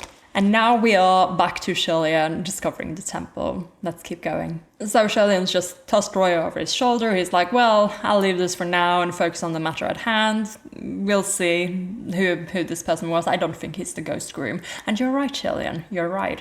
But after scanning around, it turned out there was a building not far away, standing there somberly. Since that youth had brought him here, and this building was so painstakingly hidden inside the enchantment array, Xie Lian decided he must go inside and take a look.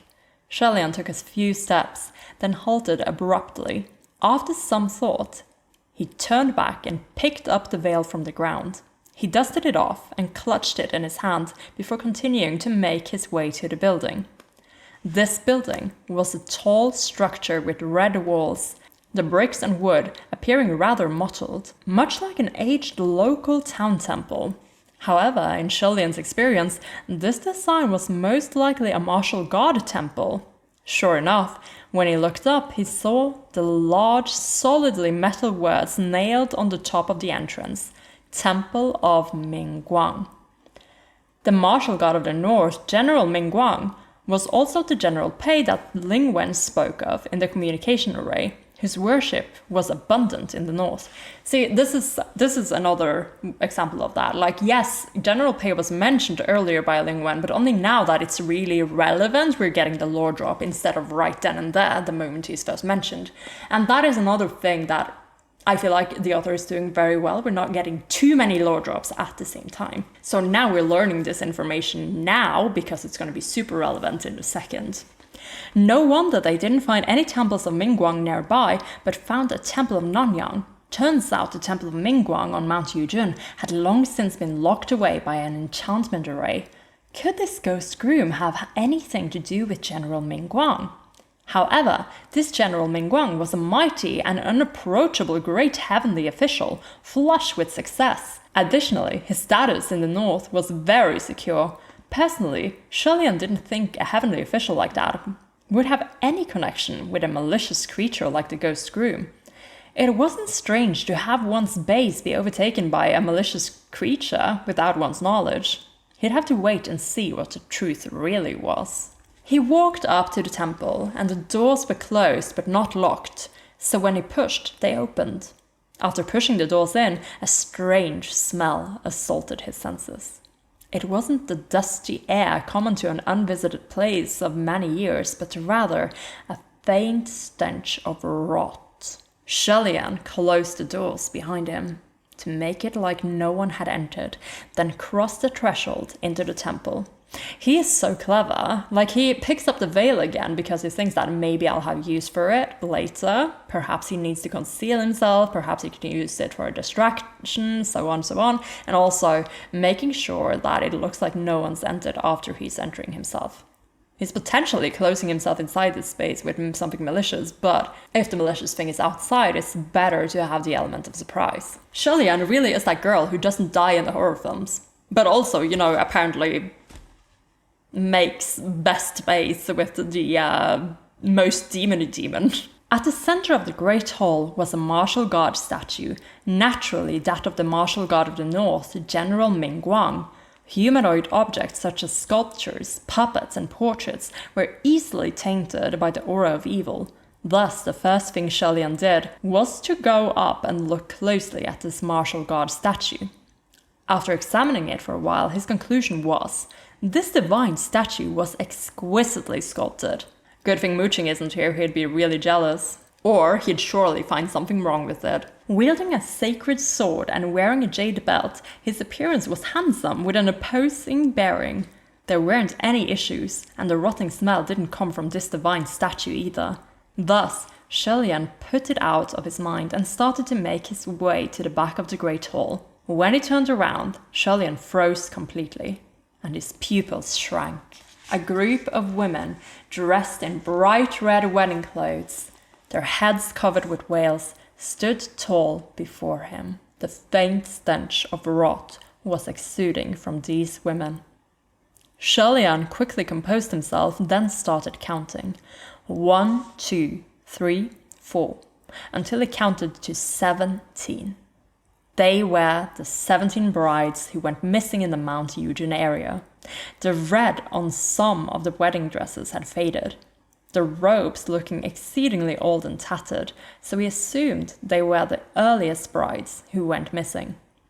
Some of the brides were still wearing brand new wedding dresses, and the styles were new too. The smell of aged, rotting corpses was still light on them, so they must be the ones who went missing recently. Xie Lian thought for a moment, then removed the veil of one of the brides. There was a tragically pale face under the bright red veil, so white that it was faintly glowing green. With the soft light of the moon shining upon it, it was quite horrifying. But the most horrifying part was, while the muscles of this woman's face were already contorted with death, on this face there hung a stiff smile. Xie Lian pulled off the veil of the next woman, and there were the same curled lips. An entire building full of dead people, and they were all dressed in wedding robes, with smiles on their faces. The strange nursery rhyme sung by that child seemed to be ringing in Xie Lian's ears again. New bride, in the red bridal sedan, brimming tears past the hills, smile not under the bridal veil. Suddenly, there was a strange sound coming from outside the temple. It was truly a strange sound, so strange that it was hard to describe, like two rods wrapped in heavy cloth were violently thumping on the forest floor, but also like something heavy was being pulled with difficulty along the ground. That sound traveled far and came close very quickly. It was merely an instant before it reached the entrance of the Temple of Mingguang. Creak. The doors of the Temple of Mingguang opened. Whatever had come, whether it be human or creature, was most likely that ghost groom. And now it had returned. There was nowhere to escape at the back of the hall, nor anywhere to hide. Xie Lian's mind spun for a second. Seeing the row of brides, he instantly put on his own veil, joining the line and standing still. If there were only 5 to 6 corpses standing there, then of course it'd be easy to see that the numbers weren't correct, but there were 17 bride corpses there. And unless each one was counted like he did earlier, it would be difficult to notice someone was mixed in. He'd only just joined the line before he heard the strange thump, thump, thump, thump walk in. What exactly is the sound? By the length and pauses, it's a bit like the sound of footsteps. But what creature's footsteps sounds like this? It's definitely not the youth who brought me here. He was extremely at ease, and when he walked, he clinked. Jingle, jingle. Yeah, it's not Huachang, because Huachang sounds like Christmas or wind chimes. Suddenly he realized something, and his heart jumped to his throat. Oh no, my height is wrong. These corpses were all women, but he was very much a man, and was born a notch taller than women. While an extra person couldn't be noticed with a glance, if there was someone particularly tall in the group of corpses, then that was very noticeable. But then again, Xie Lian's mind turned, and he quickly collected himself once more. He certainly was taller than these brides, but the girl Xiaoying had only bound his hair simply and didn't do much else with it. The brides here were all dressed to the nines, their hairdos shooting for the skies. There were even some who were wearing phoenix crowns, a giant piece rising high on their heads, so they might not be shorter than him considering. Even if he was taller, he shouldn't be that conspicuous. Just as he was thinking this, he heard a shh sound that was about 6 meters away from him. A moment later, there was another shh, and this time it was a bit closer. Xie Lian realized what the ghost groom was doing now. It was pulling off the veil of each one of the brides and checking the faces of the corpses one by one. Wham! If he didn't strike now, when would there be a better time? The silk-band Roya shot out and hit the ghost groom squarely. There was a loud rumble, and the black mist assaulted his face. Xie Lian didn't know whether that evil mist was toxic or not, but since he had no spiritual light to shield his body, he immediately covered his nose and mouth. At the same time, he prompted Roya to whirl wildly to vent the air, dispersing the black mist. There was another thump, thump, thump, thump, and when Xie Lian cracked open his eyes, he saw a small, short form by the entrance of the temple flash past. The entrance was thrown open, and a ball of black mist bolted for the forest. Xie Lian made the decision on the spot and chased after it immediately, yet who knew he hadn't gone far before he saw fires blazing in the woods. There were screams and shouts of a rampage coming from the distance. Charge! The voice of a youth was particularly loud and clear. Catch the ugly freak and exterminate evil for the people. We'll split the bounty evenly. It was indeed Xiao Pengtou. Xie Lian inwardly let out a frustrated cry. This group had said they were going to come to the mountain, and they actually did. There was originally an enchanted array concealing the area, but that array had been crushed to smithereens by the youth earlier, and this group, with their blind luck, actually found the place. Upon a second look, the direction the noise came from just so happened to be the direction in which the ghost groom had fled. Xie Lian grabbed Roya and charged out, shouting, "Don't move!" The group froze for a moment. He was about to say more when he heard Xiao Pengtou inquire enthusiastically, "Miss, you were kidnapped by the ghost groom, right? What's your name? We're here to rescue you. You can relax now." Xie Lian was taken aback, finding this hilarious before remembering that he was still dressed in women's attire. There were no mirrors inside the Temple of Nanyang, so he had no idea how he looked right now, but from their reaction, Miss Xiaoying's hands must be adept. In their shock, the group actually took him for a real bride, and this Xiao Pengtou was probably hoping Xie Lian would be that 17th bride, so he could go collect the reward money. However, given the situation, he could not allow these villagers to run amok under any circumstances. Moreover, he couldn't guarantee that the ghost groom had continued to flee. Coincidentally, right then, 2 black-clad youths came rushing over. Xie Lian immediately called, "Nanfang Fuyao, come aid me, quick!" Yet who knew, when those 2 heard and looked over, they were both taken aback, then backed a couple of steps away in unison. Xie Lian had to ask many times before they came around. Is it because he's not wearing the veil and that's their first time seeing how fucking gorgeous he is? Xie Lian would make for a great bride. Hint, hint, Hua Chang! Though I actually think he's way ahead of me on that thought. Xie Lian asked, did you two come from that direction? Did you run into anything on the way? No, Nanfang replied. Good, Xie Lian said. Fuyao, follow this path immediately and search the surrounding area. Make sure the ghost groom hasn't escaped. Fuyao turned and left when he heard the instructions. Xie Lian then said, Nanfang, you stay and guard this place and make sure not a single person leaves. If Fuyao doesn't find the ghost groom up on the mountain, then it must be in that crowd right now. Upon hearing this, commotion erupted within the crowd. Xiao Pengtou had realized he wasn't a woman by now, and he was the first to jump. Not a single one can leave? On what grounds? Are there no laws in this land? Guys, don't listen to them.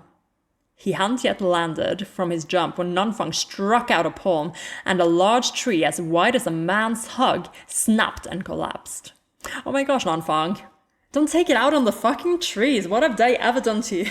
Nanfang, the enemy of the rainforest. The crowd instantly remembered that this young man chops things whenever there was a disagreement. If he chopped them like that pillar, then any form of monetary repayment would be useless, so they all shut up. Xiao Pengtou exclaimed, You said the ghost groom is among us. Every single one of us has a proper name and family. If you don't believe me, use a torch to light up everyone's faces and check individually. Nanfang? Xie Lian called. Nanfang took the torch from Xiao Pengtou and went around to shine it over every single person. Each face was covered in sweat, or nervous, or at a loss, or excited, all extremely spirited. Xie Lian couldn't discern anything, and he came before the crowd. Everyone, I apologize for any offense earlier, but I injured the ghost groom and it escaped. It definitely couldn't have gone far. My two young friends here didn't run into it on the way here, so I'm afraid this creature is mixed within the group. Will you please take a good look at each other, see each other's faces clearly, and check if there's anyone you don't recognize in the crowd? When the crowd heard that the ghost groom could be mixed within their own group of people, their blood ran cold. They didn't dare to be careless. They peered at each other, you looking at me and me looking at you. They had looked for a while, when there was a sudden yell. Why are you here? Xie Lian's brows shot up, and he rushed over. Who is it? Xiao Pengtou snatched someone else's torch and shined it at the corner of the crowd. This ugly freak! The one he was pointing at was Xiaoying. Xiaoying's slanted eyes and crooked nose appeared somewhat contorted under the firelight, and she had her arms raised to block her face, looking like she couldn't bear to be exposed under the firelight's glare. I was worried, so I wanted to come up and look. Seeing how alarmed she appeared, Xie Lian took away the torch in Xiao Pengtou's hand and turned it to the others. How is it, everyone? The group all shook their heads. There isn't anyone we don't know. We've seen everyone here. Could it be possessing someone? Nanfang asked. Xie Lian hummed for a moment. It's doubtful. That was a solid body. Since it's a wrath, it's hard to say whether it can change shape, Nanfang said. While the two were hesitating, Xiao Pengtou was again the first to shout. The ghost groom isn't among us, do you see? If you see it, then why won't you let us go? Scattered voices agreed here and there, and Xie Lian gave them a sweeping look. Will everyone please stay here in front of the temple of Mingguang and not even move a half a step away? The group was about to complain again, but when they saw Nanfang's cold glare, they didn't dare. Just then, Fuyao also returned. He reported, There's nothing nearby. Gazing at this heavily packed crowd before the temple of Mingguang, Xie Lian slowly said, Then it must be one of these people. And that is the end of chapter 3, and oh my lord, that was a long chapter. I'm at page 102 from starting at 67. That was almost 40 pages, a really long chapter. The next one is as well, like just about 40 pages. I really want to read it. Like I think reading the next one kind of like has the same sort of topic as this chapter, and we'll get a few more details on Hua Chang and how he's discussed by the others.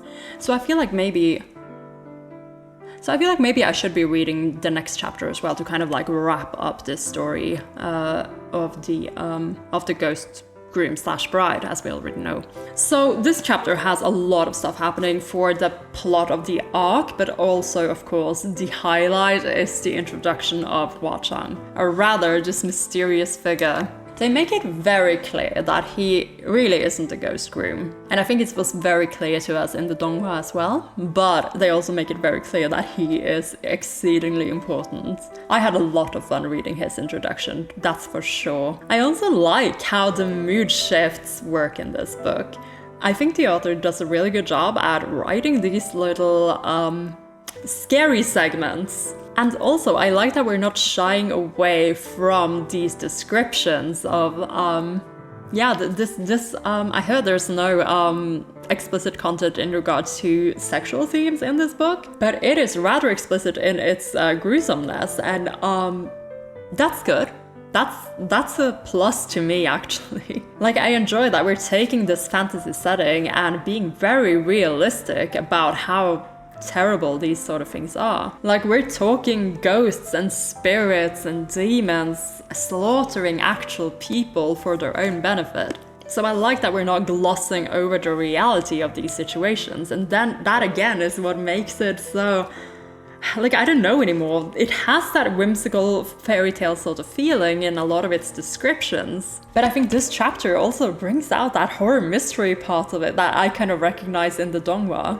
Definitely a more action-filled chapter, and I feel like we're definitely being more put into Xie Lian's position and perspective here, which I really do enjoy. I wonder how the book is going to approach Hua Chang when we actually start interacting with him, if we're gonna get some glimpses into what he is actually thinking and feeling, because he is one of those characters that you want to be as mysterious as possible for the longest time possible. So I wonder if they're going to give us a few like little pieces of his, not perspective necessarily, but what he's actually thinking and feeling, or if he is entirely interpreted via what Xie Lian and other characters see and interpret. Like how we're watching what Xie Lian is doing, watching what Mu Qing and Ling Wen and everyone is doing, and we're getting to have our own little interpretation of these things, rather than a character already explaining to us what they feel about this character and what we should be feeling about them.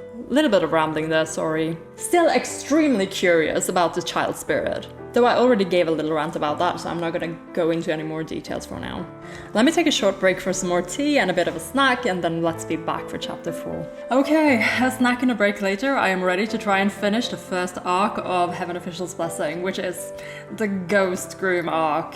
I already checked and saw that this chapter is quite long, so I'm counting on this one finishing up this arc so that we can start moving on. And again, the reason why I want to continue reading on is I have time, I really want to keep reading, which is honestly the most important reason, but two, I think that us getting to see the outsider point of view about Hua Chang also gives us a little bit more to talk about in how he's presented in the book. Because again, this is like the biggest difference between the book and the Donghua, in that we're introduced to Hua Chang's backstory. We are getting heavy implications that he is the child that we see in the flashback. The child has been mentioned in the prologue, but there is no indication whatsoever for the reader to have remembered that child and then be like, well, it's this guy.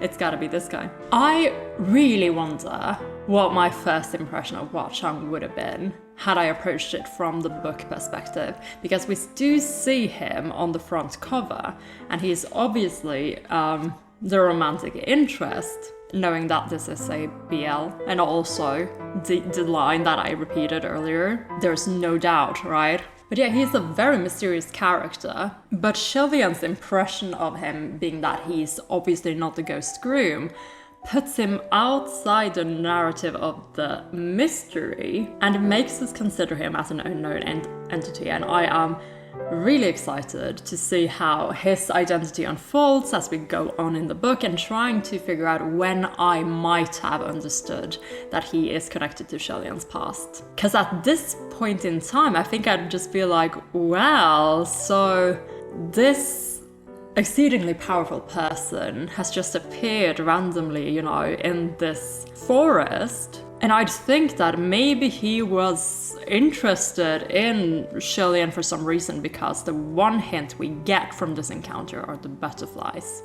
And we have the butterfly from the tea house. So we have at this point an indication that this guy has been around somehow ever since Xie Lian first came to this area. Right now, there's a lot of confusion among the villagers who've come up the mountain, who want to kill the ghost groom. And this confusion is necessary to kind of create that tension, because while we know that Xie Lian is trying not to make mistakes, and Nanfang and Fuyao have been listening to him, so they have been, useful in every sense, these villagers are now wildcards. And we don't know about the bandaged kid yet. He's only been mentioned in the passing, easily forgotten. And because of that, we have Xiaoying, Miss Ying, up on the mountain now, and she's like actually the prime suspect red herring. Like, I think I would be very suspicious of her if I didn't already know about the bandage boy. Especially because in the Donghua, she's hiding in the bushes. So that's kind of less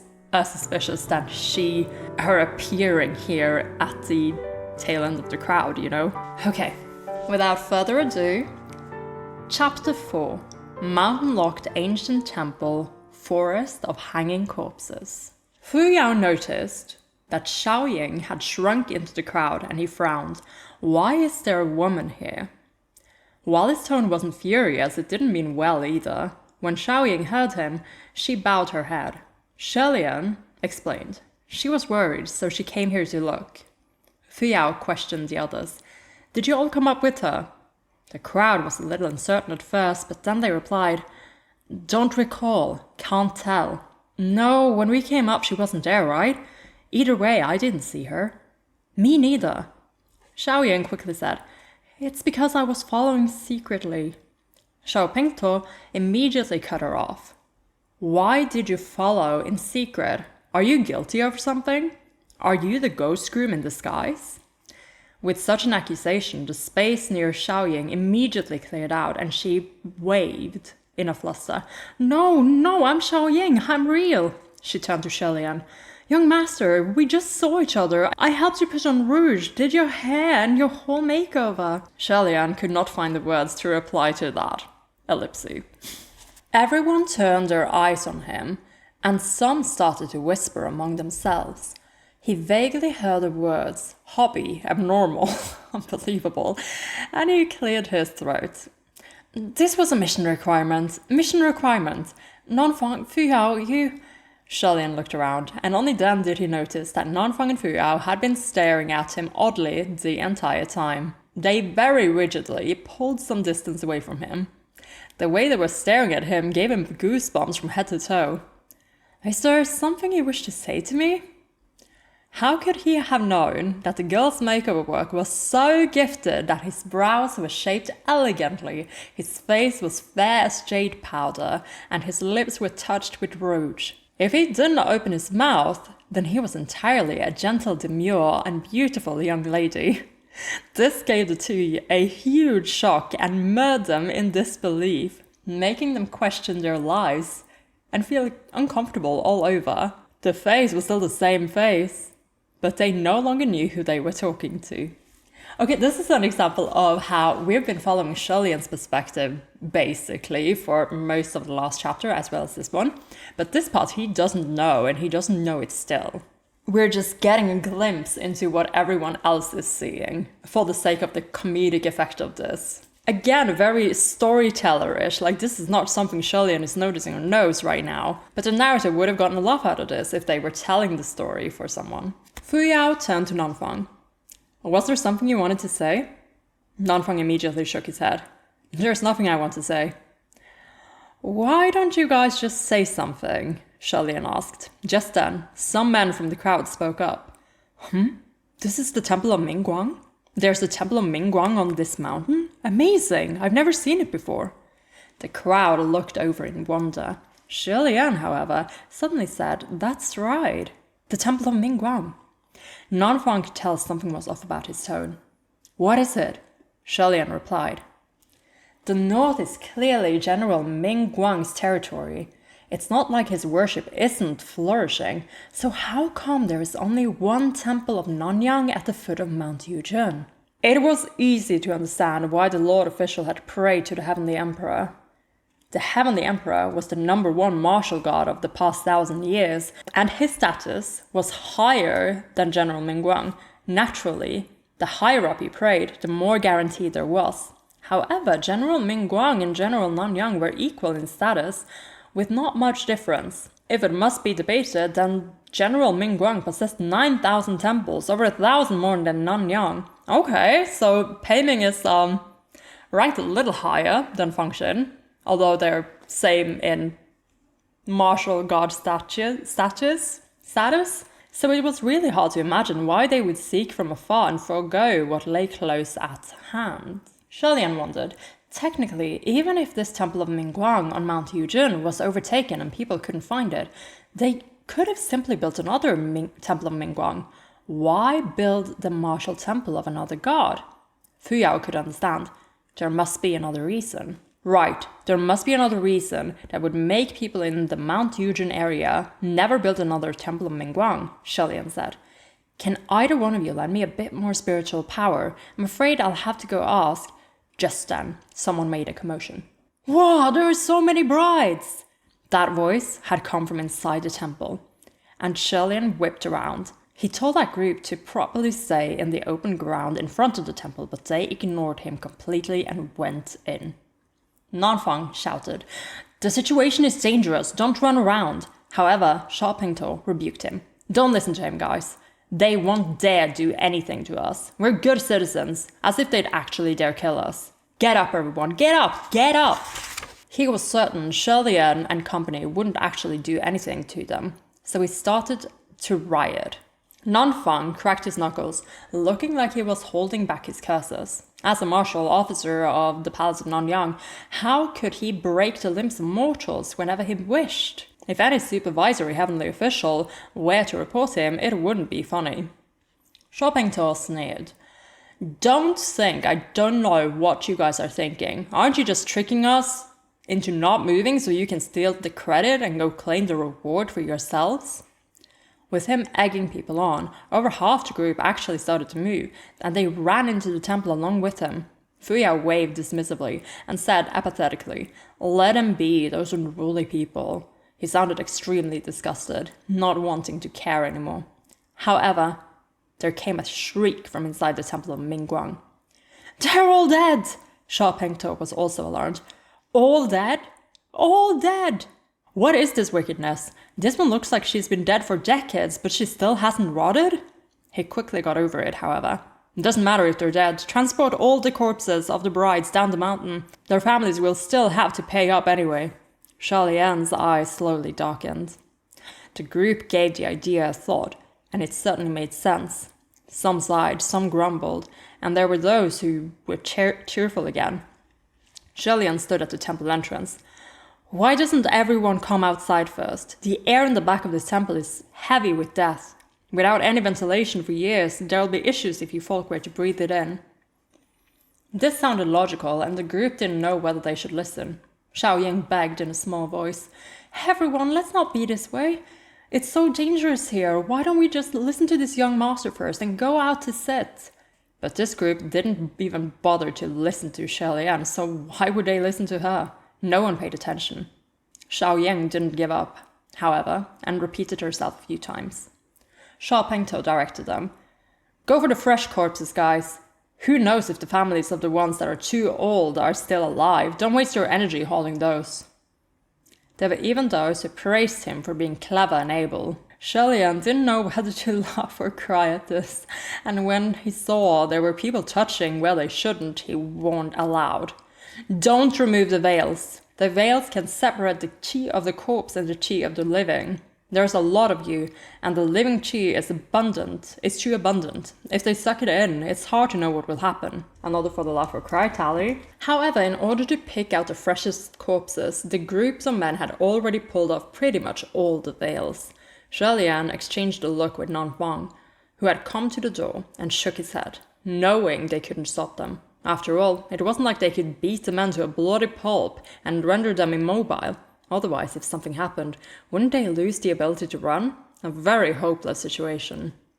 Just then, one of the burly men removed the veil of one of the brides and exclaimed, "My God, this little hussy is super cute." The men all came to surround the corpse. "She wasn't even married yet, right? What a waste to just die like that, fucking man."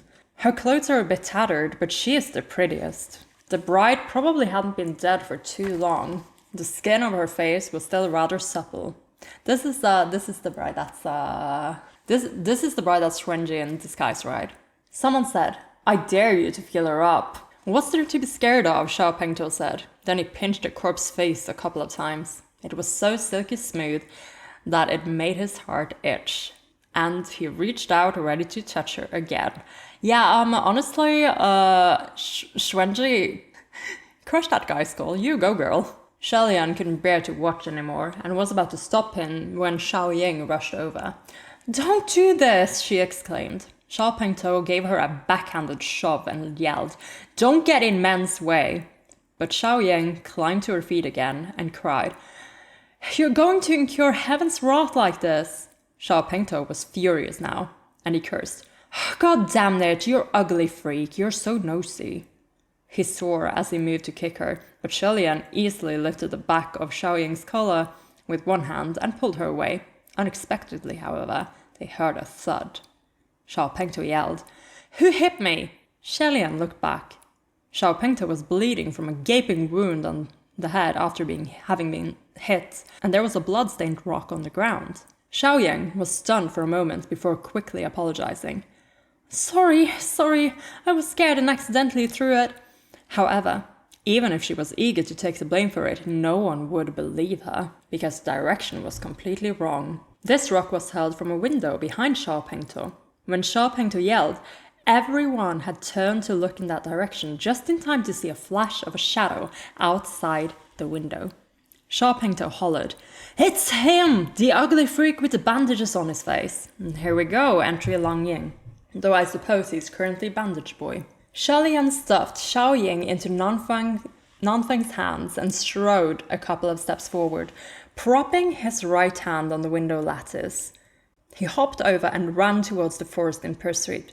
A few of the bolder ones, who had their eyes on the bounty, followed him and leapt out the window as well. However, when Xie Lian reached the edge of the forest, he suddenly caught a whiff of blood. Sensing something off, and with alarm bells ringing in his head, he came to a sudden halt. He warned, "Don't go in!" He had shouted his warning, but those people thought, "I'll give chase even if you won't," and charged into the forest without stopping. The others, who had originally gathered in the temple, swarmed out too, and when they saw that Xie Lian stopped at the edge of the woods, those who went as bold crowded around to watch. Before long, they heard screams, and a few shadows stumbled out from the forest. They were the few who had barged in first earlier, and now they were staggering out. When the crowd saw them after they stepped under the moonlight, they were instantly scared out of their wits. They were still living humans when they had entered. How did they become blood-soaked human when they came out? From their faces to the clothes on their bodies, these people were stained with red, the blood gushing forth like a spring. If someone bled this much, it meant certain death. However, those men were still making their way towards them, step by step.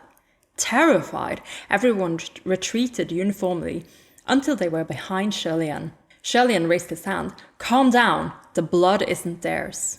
Sure enough, those men said, "Yeah, the blood isn't ours. It's... Even when drenched in blood, the horror on their faces could not be concealed. The group followed the eyes of those men and looked into the forest. It was pitch black, so they could not see exactly what lay within.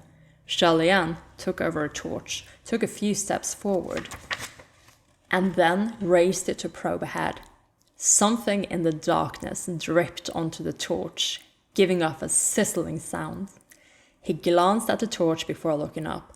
After composing himself for a moment, he raised his hand and then tossed the torch up. Although the hurled torch only illuminated the area overhead for an instant, everyone still got a clear look of what had been above the trees. Long black hair, deathly pale faces, tattered military officers' uniforms, and arms dangling in the air. The swinging corpses of more than 40 men were suspended upside down at varying heights on the trees. No one knew how long their blood had flowed, but they had yet to dry up. They dripped and dripped, forming a terrifying scene, a forest of hanging corpses amidst a falling rain of blood. AKA the cheap store-brand version of Crimson Rain, the green label version. The group of people outside the forest were all strong, burly men, but they had never seen such a sight before. They were petrified into silence. When Nanfang and Fuyao came over and saw the scene, their expressions froze. After a moment, Nanfang said, "Green ghost." "Indeed," Fuyao agreed. "It's his favorite trick." Nanfang turned to Xie Lian. "Don't go over there. It'll be a bit of a problem if it's him." Xie Lian looked back and asked, "Who are you talking about?" "A near supreme," Nanfang replied. Xie Lian asked, puzzled. "Near supreme? You mean close to the power level of a supreme?" "That's right," Fuyao said. "The near supreme green ghost is a malicious creature who has been evaluated by the palace of Ling Wen as close to the level of a supreme. He adores games like this forest of hanging corpses. You could say he's infamous." Infamous indeed, huh? Xie Lian thought, that's really unnecessary. If you're supreme, you're supreme. If you aren't, then you aren't. Just like there's only ascended or not ascended. There's no nearly ascended or about to ascend. Adding a near only makes it awkward for everyone. Honestly, you're right, Xie Lian. You really are. Like, I think that instead of being like this sort of mediator personality, like we should hear all sides and such, Xie Lian is pretty aware that these unnecessary distinguishments actually just cause more chaos and confusion. Near supreme. Get your ass to Mount Tonglu, Qirong. Show us that near supreme. He recalled when that young man led him all the way here. There had been that sound of rain pitter-patting on the surface of this umbrella. Could he have held it up to shield him from the blood rain of the corpse forest? He let out a soft, "Ah," and the other two immediately asked, "What's the matter?" He thus gave a brief account of how he had met a young man when he was in the Sudan, and how that young man had brought him here. When he was done, Fuyao said skeptically, "I noticed the enchanted array on this mountain when I came up. It was immensely tough, but he broke it so handily." Xie Lian thought, rather, he crushed it under his heel without even noticing the feat. He said, "That's right. This near supreme green ghost you speak of, could that be him?" Nanfang considered it briefly. "I've never seen the green ghost before, so I can't say. Does that young man you saw have any distinctive features?" "Silver butterflies," Xie Lian said. Earlier, when Nanfang and Fuyao saw the forest of hanging corpses, they remained considerably composed. But the instant those two words left Xie Lian's mouth, he could clearly see the drop in their faces. Fuyao exclaimed in disbelief. "What did you say? Silver butterflies? What kind of silver butterflies?" Xie Lian realized that he had probably said something significant and explained. "They're silver, yet also like crystal. They don't seem to be living creatures, but they look quite pretty." I love this scene. I love this scene so much.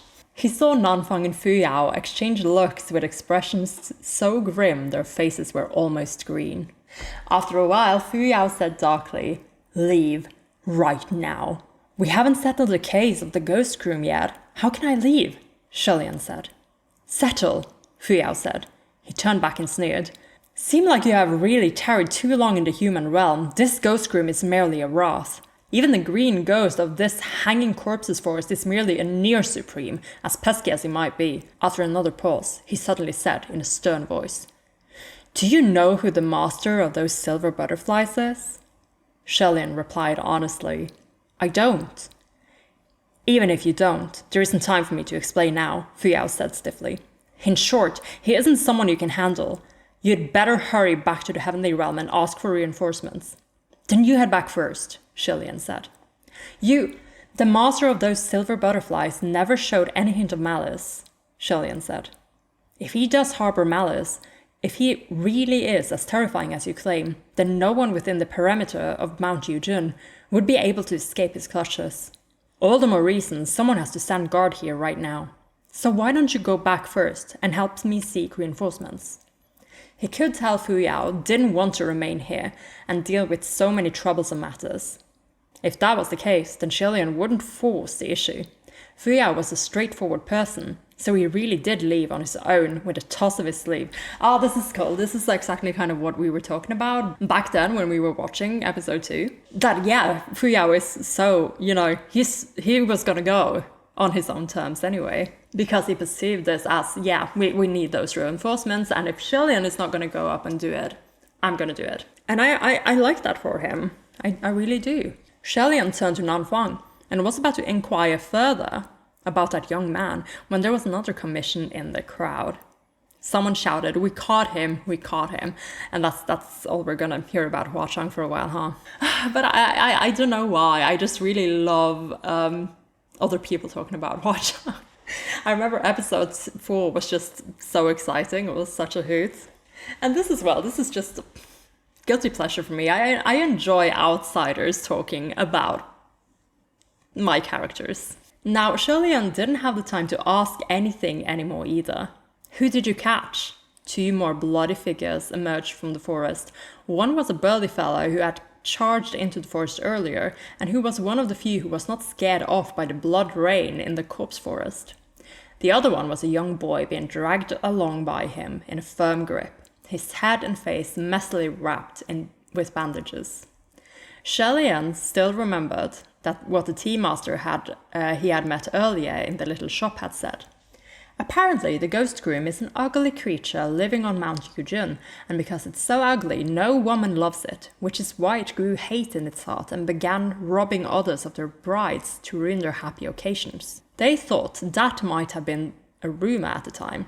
Who would have guessed that there really was such a person? Be that as it may, whether he was the ghost groom was a different matter altogether. Xie Lian was just about to take a closer look at the bandaged boy when Xiaoying rushed over. She yelled, "You've got the wrong person! This isn't the ghost groom, he isn't!" Sha Pengtou shouted back, "He was caught red-handed, and you still say he isn't?" He paused, as if something had suddenly dawned on him. Then he continued, "Oh, I was wondering why you're always acting so strange, always insisting he isn't. So you're in cahoots with the ghost groom." Stunned, Xiaoying hurriedly waved her hands. No, I'm not. He's not either. He hasn't done anything. He's just an ordinary... Sha Pengtou pressed on aggressively.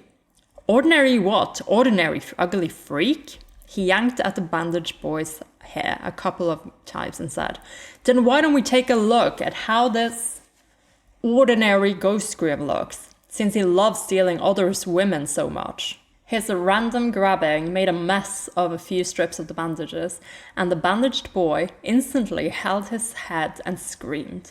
His cries were full of fear, incredibly mournful and pitiful.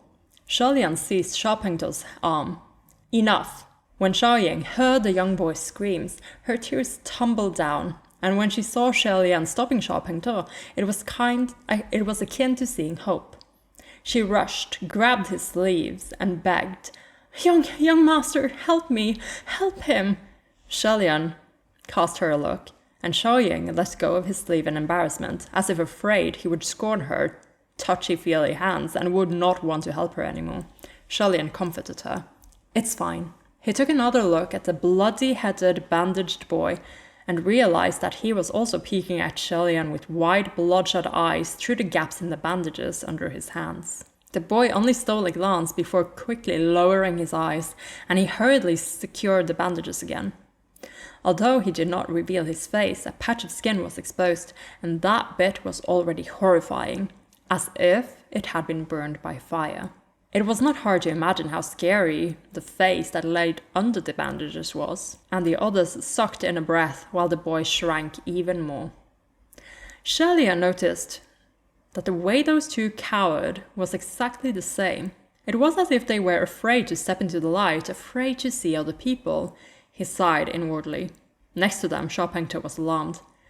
"What are you scheming? We are the ones who caught the ghost groom." Xie Lian let go of him. "I'm afraid the ghost groom won't let you catch him so easily. My friend searched around here earlier, but he didn't find him. It's possible this boy came much later. The real ghost groom should still be here." Xiaoying also mustered up her courage. You want a reward money, but you can't just catch anyone at random to make up the numbers. Xiao Pengtuo clearly wanted to hit her again after hearing this. He had been causing trouble since earlier, and Xie Lian finally couldn't endure it anymore. He waved his hand and Roya flew out to give Xiao Pengtuo a slap with a thwack that knocked him over. Nanfang seemed to have reached his limit too, and immediately followed up with a kick. Now this is the teamwork we want to see. The youth finally toppled to the ground and remained still. This person was the lead instigator, so once he became immobile, the crowd didn't know who to take aim at and settle down. There were a few scattered outcries here and there, but the commotion was over. Xie Lian thought, finally, we can get down to business. He seized up the young boy on the ground and for a moment, then asked, Were you the one who threw the rock in the window earlier? His voice was gentle. The bandaged boy, who was trembled uncontrollably, peeked at him again and nodded. Xiaoying explained, He doesn't want to harm anyone, he just wanted to help me when it looked like Xiao Pengtuo was going to hit me. Xie Lian asked the boy again, Do you know what's with all those corpses hanging in the forest? Xiaoying answered, I don't know what's going on, but he's definitely not the one who hung them up. The bandaged boy trembled non-stop, but all he did was shake his head repeatedly. Nanfang, who had been staring at him, suddenly said, Who is the green ghost Qi Rong to you? Okay, so we do have a name drop for Qi Rong. I didn't see one earlier, so I was thinking maybe they didn't actually name him in this chapter, but we do have a name drop. And then Xie Lian gave a slight start at hearing the name. The bandaged boy, however, just looked blank. He showed no reaction when the name was uttered, and he was too scared to reply to Nanfang. He's too scared to talk, Xiaoying explained.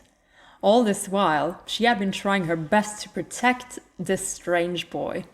Xie Lian implored gently, Miss Xiaoying, what exactly is the matter with this child? Tell me everything you know. Xiaoying seemed to summon up a little courage at the sight of Xie Lian. Firelight shone brightly on her face, but she was no longer avoiding it. Wringing her hands, she said, He really didn't do anything bad. This child simply lives on Mount Yujin. Sometimes, when he's too hungry, he'll run down the mountains to steal some food. There was once when he happened to steal from my house. I saw that he couldn't really talk and there were injuries on his face, so I found some cloths for him and bandage himself with. I'd also give him food sometimes. Xie Lian had initially thought them to be a couple, but now that he learned of all this, Xiaoying's reciprocal protectiveness was more like that of an older sister, or even an elder taking care of him. She added, Later, there were many who thought he was the ghost groom.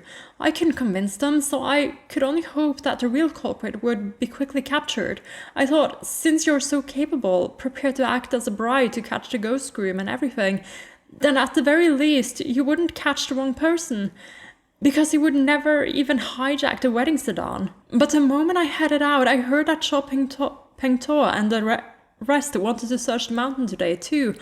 I was really worried, so I secretly came up to take a look. She stood as a shield before the boy, like she was afraid the others would hit him again, and defended him further. He really isn't a ghost groom. Look at him.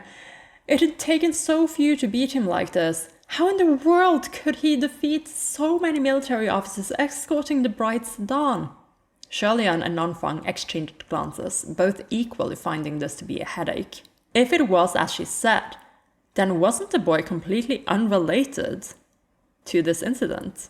The bandaged boy, the wrath ghost groom, the near supreme green ghost, and that powerful, influential master of the silver butterflies, who made all heavenly officials turn pale at the mere mention of his name. Okay, we got another Watchang reference.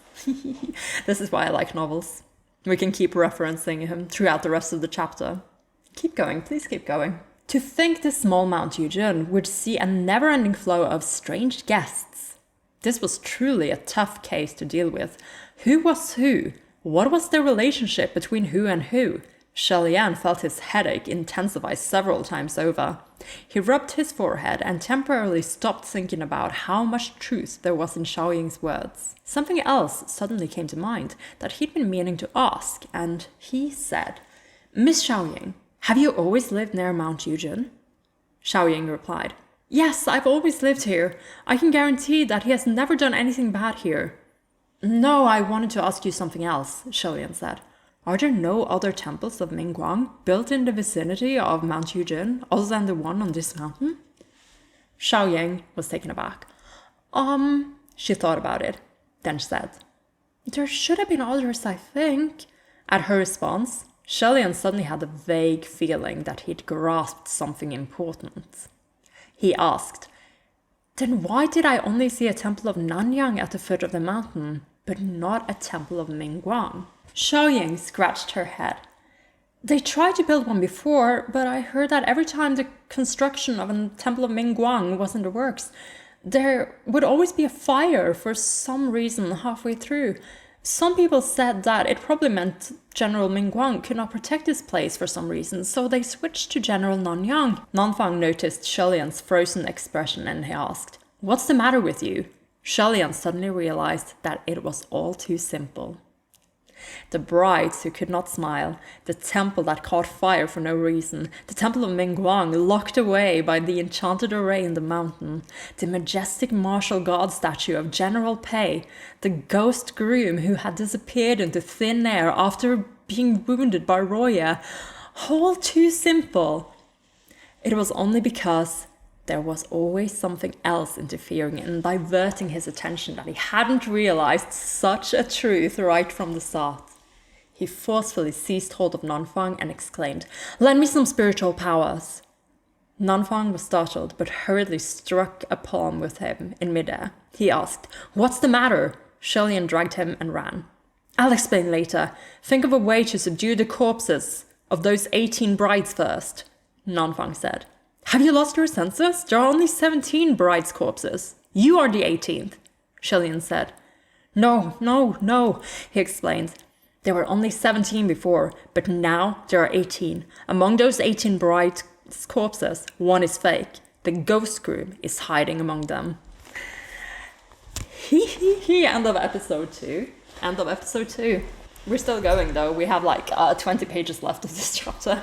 Okay, let's do it. The two dashed back to the temple of Mingguang. However, the back of the Great Hall was already completely empty. There was only a pile of messily strewn red veils where the bride stood earlier. Seeing the sight, Xie Lian cried mentally, this is bad, darn it.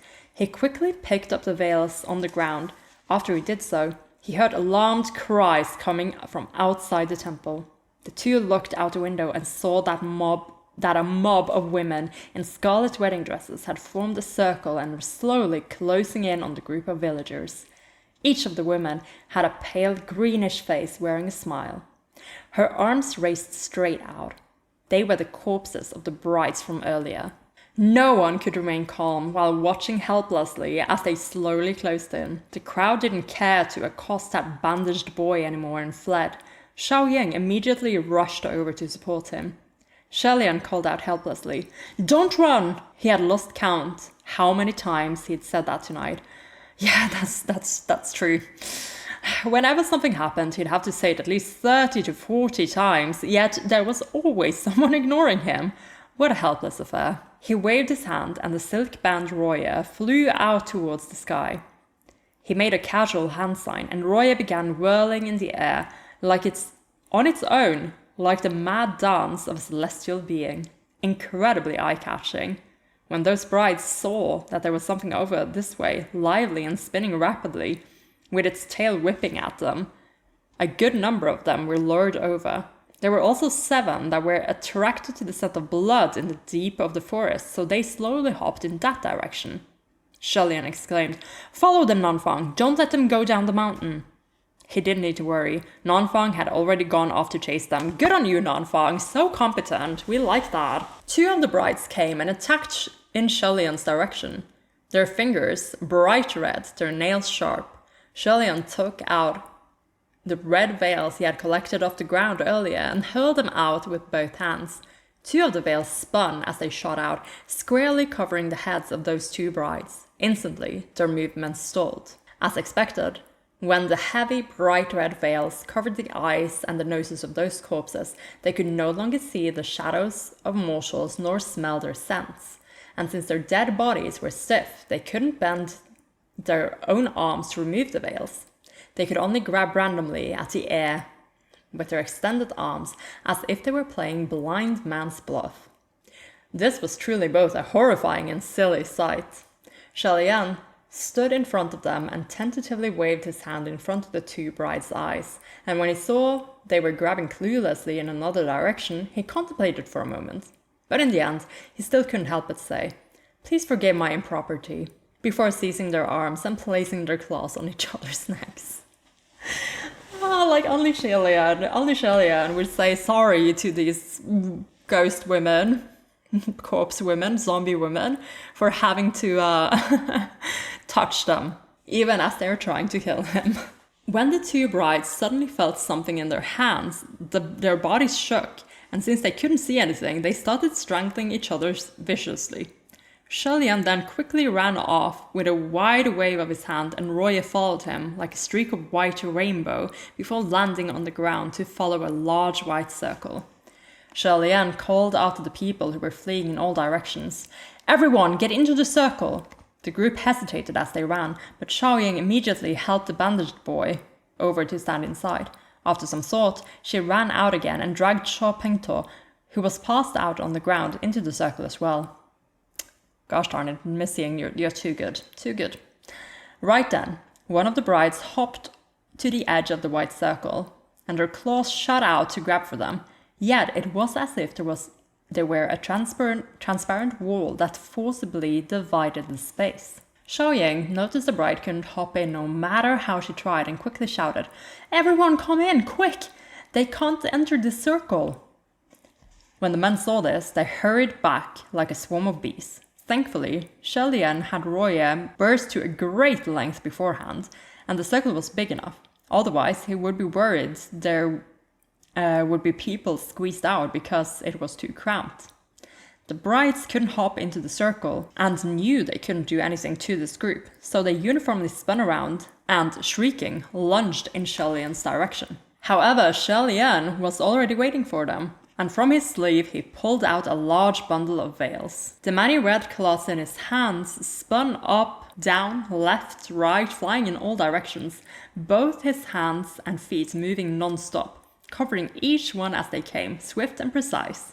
With every bride veiled, the bride would begin to slow and feel around like a blind person. The veils in his hands were spun to blurs as they were thrown with ease, forming countless red silhouettes flying in the air. The people inside the circle actually started cheering in spite of themselves. "Nice! Amazing! So amazing! You trained for this, right?" Well, he sure did.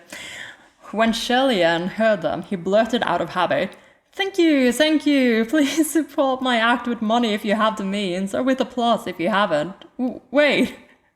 He only noticed something wrong after the words left his lips. "You're so cute, Xie Lian, I love you." He'd only noticed something wrong after the words left his lips. He'd gotten caught up and let slip the speech he used to say when he busked and hurriedly stopped himself. While he was talking, several more brides jumped up, jumps that were surprisingly over 2 meters high and 10 meters long, and in the span of a second, the stench of rot came before his nose. Xie Lian pushed off with the tip of his foot, his body sweeping past them, and while in the air, he mentally chanted the verbal password to a certain private communication array. Ling Wen, the all-knowing. Is that the password? Ling Wen, the all-knowing. That's amazing. I mean, girl, speak your truth. Do you know if the martial god of the north, General Ming Guang, had any intimate female friends? So this is extra funny now that we know that Ling Wen, Ming Guang, and Shi Wudu are they're close buds, they're pals. So it's extra funny that Xie Lian's just dropped into Ling Wen's communication array, private communication array, like, I need the dirt on Pei Ming, and she just like leaves up everything at once, like, sure, your highness. Coincidentally, I have an entire catalogue of Pei Ming's romantic interests at hand. Like, I think this is a roast, this is an indirect roast. Ling Wen's voice rang in his ear. Your highness, why do you ask? "I've got a bit of a situation here right now, kind of urgent," Xie Lian said. "Not gonna lie, there are a dozen dead people chasing me right now." "Huh? That awful?" Ling Wen was shocked. "Not too horrible," Xie Lian said. "So, did he? I know this question is more personal in nature, and it's not easy to answer. Which was why I didn't ask in the general communication array. It's necessary for the mission, and the information will never be divulged." "You've misunderstood, Your Highness," Ling Wen replied. "It's not that this question isn't easy to answer, but it's that old Pei really had too many intimate female friends. Your question is so sudden, I don't know which one you're referring to at the moment." Ling Wen's not holding back. "And I'm here for it." Xie Lian almost slipped in his step. "All right, then, among General Pei's female friends, is there one who is possessive, extremely jealous, and has some form of disability?" "Now that you mention it, I do recall someone," Ling Wen replied. Xie Lian sent 2 more veils flying, causing another round of applause, and then he spun around, cupping his hands at the audience in thanks. "Tell me," Ling Wen began. "Before old Pei ascended, he was a general. He became involved with the female general of an enemy state on the battlefield. Someone extremely beautiful and fierce in character. Her name was Xuanji." "Okay, Xuanji," Xie Lian acknowledged. Ling Wen continued. "General Pei is someone who... when he sees a beautiful woman, he'll have a go and entangle himself even if there's a blade to his throat. This woman led an army and crossed swords with him, and she was defeated. Xuanji became a prisoner of war and was taken to the enemy camp. While the guards weren't paying attention, she was planning to end her life on the spot, but she did not succeed. A general cut her verdant sword in half with one swing of his blade and saved her. And this dashing General Pei of the enemy state was the General Ming Guang, who later ascended. As for this General Pei, 1. He was always someone who cherished beauties, and 2. The result of the war was already determined, so even if the fighting dragged on, the situation was already impossible to flip, and so Xuanji was released. However, with all this frequent contact back and forth, it was easy to imagine what would come of it. Just then, one of the brides caught Xie Lian's leg and dug her fingers in, almost sinking her claws into his flesh. He wanted to kick out at first, but realized at this angle he could only kick her face. "Well, you can't hit the lady's face," Xie Lian thought. "Oh my god, Xie Lian." So he changed his position and kicked her shoulder instead, while sending another veil flying. "Sounds like a beautiful tale." "It was a beautiful tale at first," Ling Wen said. "But what killed it was that Xuanji was adamant about being General Pei's lover for the rest of his life." Xie Lian ran a couple of steps and leapt, scaling up the roof, then looked down at the 5 or 6 brides who continued to close in on him down below. He wiped away his sweat. "There isn't anything wrong for a woman to want to be the only lover in a lifetime." "There isn't," Ling Wen said. "But when 2 countries clash, the battlefield is heartless. Those 2 had originally agreed, willingly, that it was going to be a short-lived affair, that today would exist but not tomorrow, and to speak only of romance and not of war. But with someone like old Pei, I'll be honest, it's pretty good if he doesn't cheat on you." Xie Lian gave an ellipsis answer, and honestly, same. "Ling Wen, I was unfamiliar with your game." However, Xuanji was a dignified lady general and intense in temperament. If it was something she wanted, she'd clutch on firmly without ever letting go. Hold on, Xie Lian interrupted. "Tell me first, is Xuanji disabled, and how so?" "It's her..." Ling Wen's voice abruptly came to a stop. "Oh, for goodness sake, every time when he got to the most important part, the bit of spiritual power he'd borrowed would run out. It seemed next time he'd have to get straight to the point right from the start." In between flying and jumping, Xie Lian rapidly reorganized his thoughts. If the bandaged boy wasn't a ghost groom, and this group of villagers had also confirmed that the ghost groom wasn't among them, then the only place left to hide was among the 17 brides. When Xie Lian snuck into the fold, the ghost groom couldn't immediately tell that the numbers were wrong. On the flip side, when the ghost groom mixed in with the brides, Xie Lian also couldn't tell there was an extra corpse at a single glance. Now that he thought about it closely, after the silk-bound Roya had injured the ghost groom, he only saw a ball of black mist stealing for the forest. But he couldn't say for sure that the ball of black mist contained a person. What probably actually happened was that when he rushed out of the temple entrance to give chase, the ghost groom remained in the temple, full of black mist, brushing past him and returning to the back of the hall, hiding itself like a leaf among the trees and mixing in with the corpses of the brides. Then the ghost groom wasn't a groom, but a bride, a woman wearing a wedding dress. Since it was a woman, many things could now be explained. For example, why there was no temple of Mingguang on or around Mount Yujun. It wasn't that the locals didn't want to build the temples, it was because they couldn't.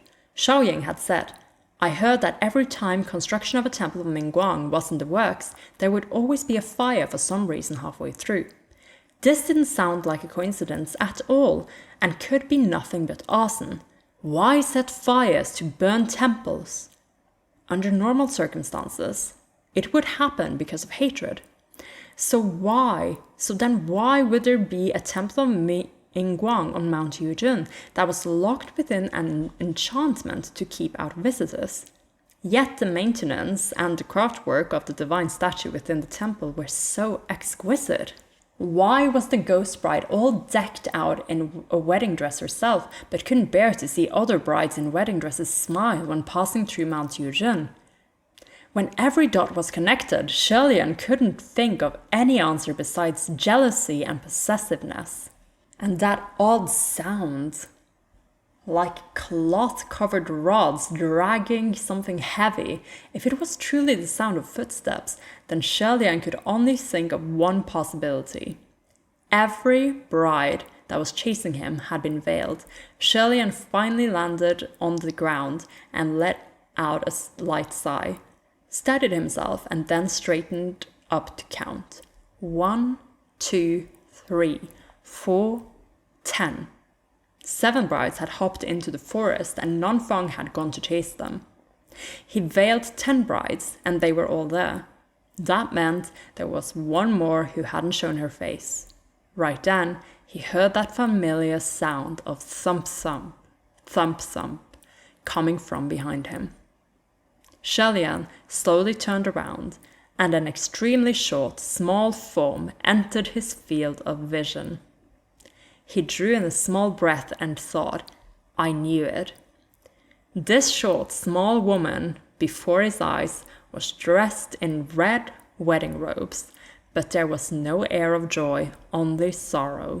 The reason she was short wasn't because that was her natural stature, but because she was kneeling on the ground. The bones of both her legs were broken, but the legs remained. And she had been using her knees to walk all this time. The odd thump-thump sound he heard was the sound of her dragging her 2 broken legs to hop across the ground. That female ghost wore a handsome oval face, her brows high and arching. She was truly exceedingly beautiful. No wonder the men had spoken of her so much before. While her beauty was initially laced with 3 parts heroism, it was now stormy with resentment. As if she had been trapped in a small confined space for years, barred from the light of the sun. She was kneeling on the ground, and the bridal robe was tattered and frayed below the knees. Xie Lian and the ghost stared at each other unyieldingly for a while before he spoke up. "Xuanji." It seemed it had been many years since anyone called her by that name. It was a long time before the resentment on her face quietly faded some, and a flash of light shone in her eyes. "Was it he who sent you to find me?" she asked. Xie Lian supposed that this he, naturally, referred to General Pei. Xuanji pressed on. "What about the man himself? Why won't he come to see me?" That passionate expression and hopeful tone while she spoke made Xie Lian feel that he'd best not say he didn't. Seeing that he hesitated to respond, Xuanji slumped onto the ground. Her back leaned against that handsome, tall, martial god statue. Her bright red bridal robes spread about her on the ground like a giant flower of blood. Her hair was disheveled, and her face filled with agonizing torment, as if she was suffering from extreme misery. "Why won't you come see me?" Xie Lian couldn't answer this question either, so he could only remain silent. Xuanji raised her head to gaze upon the divine statue and moaned sorrowfully. "Pei dear, oh Pei dear, I betrayed my kingdom for you, abandoned my everything, and become like this. Why won't you come see me anymore?" She pulled at her own hair, demanding, "Could your heart be made of iron?" Xie Lian didn't react to any of this, but when he heard her, he silently pondered. Xuanji said she betrayed her kingdom for General Pei. Could that mean that this General Pei she spoke of cajoled her into divulging enemy secrets while the two were in the heat of their passion, causing Xuanji's kingdom to fall into a disadvantage on the battlefield? She also said that it was because of General Pei that she'd become like this, and by this she naturally meant this tragic broken-legged form. Xuanji was a female general. Upon the battlefield, there was no way she would be disabled, so those legs of hers could only have been broken later. Could that have something to do with General Pei too? Was General Pei deserting what he had started that led to such a deep and severe resentment? Xie Lian felt everything he thought of was rather vulgar. However, with Xuanji having such profound resentment to the point where she was harming innocent lives, as vulgar as it was, Xie Lian could only force himself to think in that direction. Just then, the sound of a girl screaming suddenly came from outside the temple. "Help! Help!" Okay, yeah, so I think, I'm trying to remember when they played the, like, flashbacks for Xuanji and General Pei, and I think that they helped make her a lot more sympathetic in the Donghua, which I didn't particularly mind, I think. Now we're getting to the point where, is this when Shaw Pengto is trying to fuck things up? I think that's it. Xie Lian and Xuanji both looked out of the window at the same time, where Roy had formed the white circle. A man was trying to drag that bandaged boy out, while Xiaoying clung to the man's leg, not letting go. The man started yelling curses. It was Shaw Pengto. "Fuck off, you dumbass! What if you call that female ghost over?" Xiaoying shouted. "If she comes, she comes. You're scarier than any ghost. I'd rather see a female ghost instead." Turned out that Shaw Pengto, whom Xie Lian had knocked out with one whip of his silk band, had come too. When he saw the sluggish, fumbling brides all around, he first jumped in surprise, but soon realized none of them could detect humans. He was exceedingly gutsy, hot-headed and foolhardy, and he planned to drag the bandaged boy down the mountain to collect his bounty while no one else dared move. He didn't care at all whether or not this boy was really the ghost's groom. Everyone down the mountain said he was, so he was. Yet unexpectedly, Xiaoying pounced over, screaming and shouting, alerting all the drifting brides in the surrounding area, including Xuanji inside the temple of Mingguang. Xie Lian saw that it was him again, and mentally grumbled that he should have whipped harder earlier. Best if the man was whipped so hard he didn't wake up for 3 days and 3 nights. He shouted, "Go back into the circle!" Shaw Pengto saw that a stream of black mist had come lunging at him and hastily retreated. However, the bandaged boy was still in his grip, and Xiaoying was still clinging to his leg, so in the end, he was still too slow by a beat. Instantly, the black mist enveloped him, and he was then sucked back into Wenji's hand. He turned his head to look. Wasn't this disheveled, long-haired, haunting, chilling woman the beautiful corpse he had touched among all those brides lying on the ground earlier? It wasn't until that moment that he finally learned what fear meant. He shrieked at the top of his lungs, while Xuanji curled her 5 fingers, digging them deep into the back of his head. In an instant, his skull was pulled out through the heavy layer of flesh on his skull. The skull that was just pulled out was still steaming hard, its mouth wide open and screaming. The people within the white circle also had their mouths open, wide and screaming, so terrified that their souls had left their bodies. That's admittedly a little bit more brutal than a crushed skull. Oof. Earning that 17+ rating, I suppose. Xiaoying was also thoroughly terrified, pulling the bandaged boy in the circle as she screamed. Xuanji reached her fingers out at them, but Xie Lian dashed over and blocked her. "General, please refrain from committing further murderous sins." He called her General in hopes of reminding her that she was once a heroine who fought bravely on the front lines to protect her kingdom. Yet Xuanji crushed a head that was screaming in terror in her grip. That gorgeous face now 7 parts twisted. She sneered. "Is he too scared to see me?" Xie Lian couldn't think of any other way, so he wondered if he should pretend to be someone sent by General Pei to smooth things over first. But Xuanji didn't need his response at all. She laughed heartily and whipped around, pointing at the divine statue. "I burned your temples and caused havoc in your land just so you'd come take one look at me. I waited for you for years." She stared at the martial god statue in a long trance, then suddenly leapt up, strangling its neck and shaking it like mad. "But you still won't come to see me. Is it because you know who wronged me? Won't you look at my legs? Look at how I am now. This is all for you, for you. Is your heart made of iron?" As a bystander, Xie Lian didn't want to comment on who was right or wrong, but in his opinion, he really couldn't help but think, if you wanted to see him, could you not have used a saner method? In any case, if someone did all this because they wanted to see me, I would have zero desire to show up. Honestly, Xie Lian, very true. Like, we're getting a bit sympathetic towards Pei Ming for sure.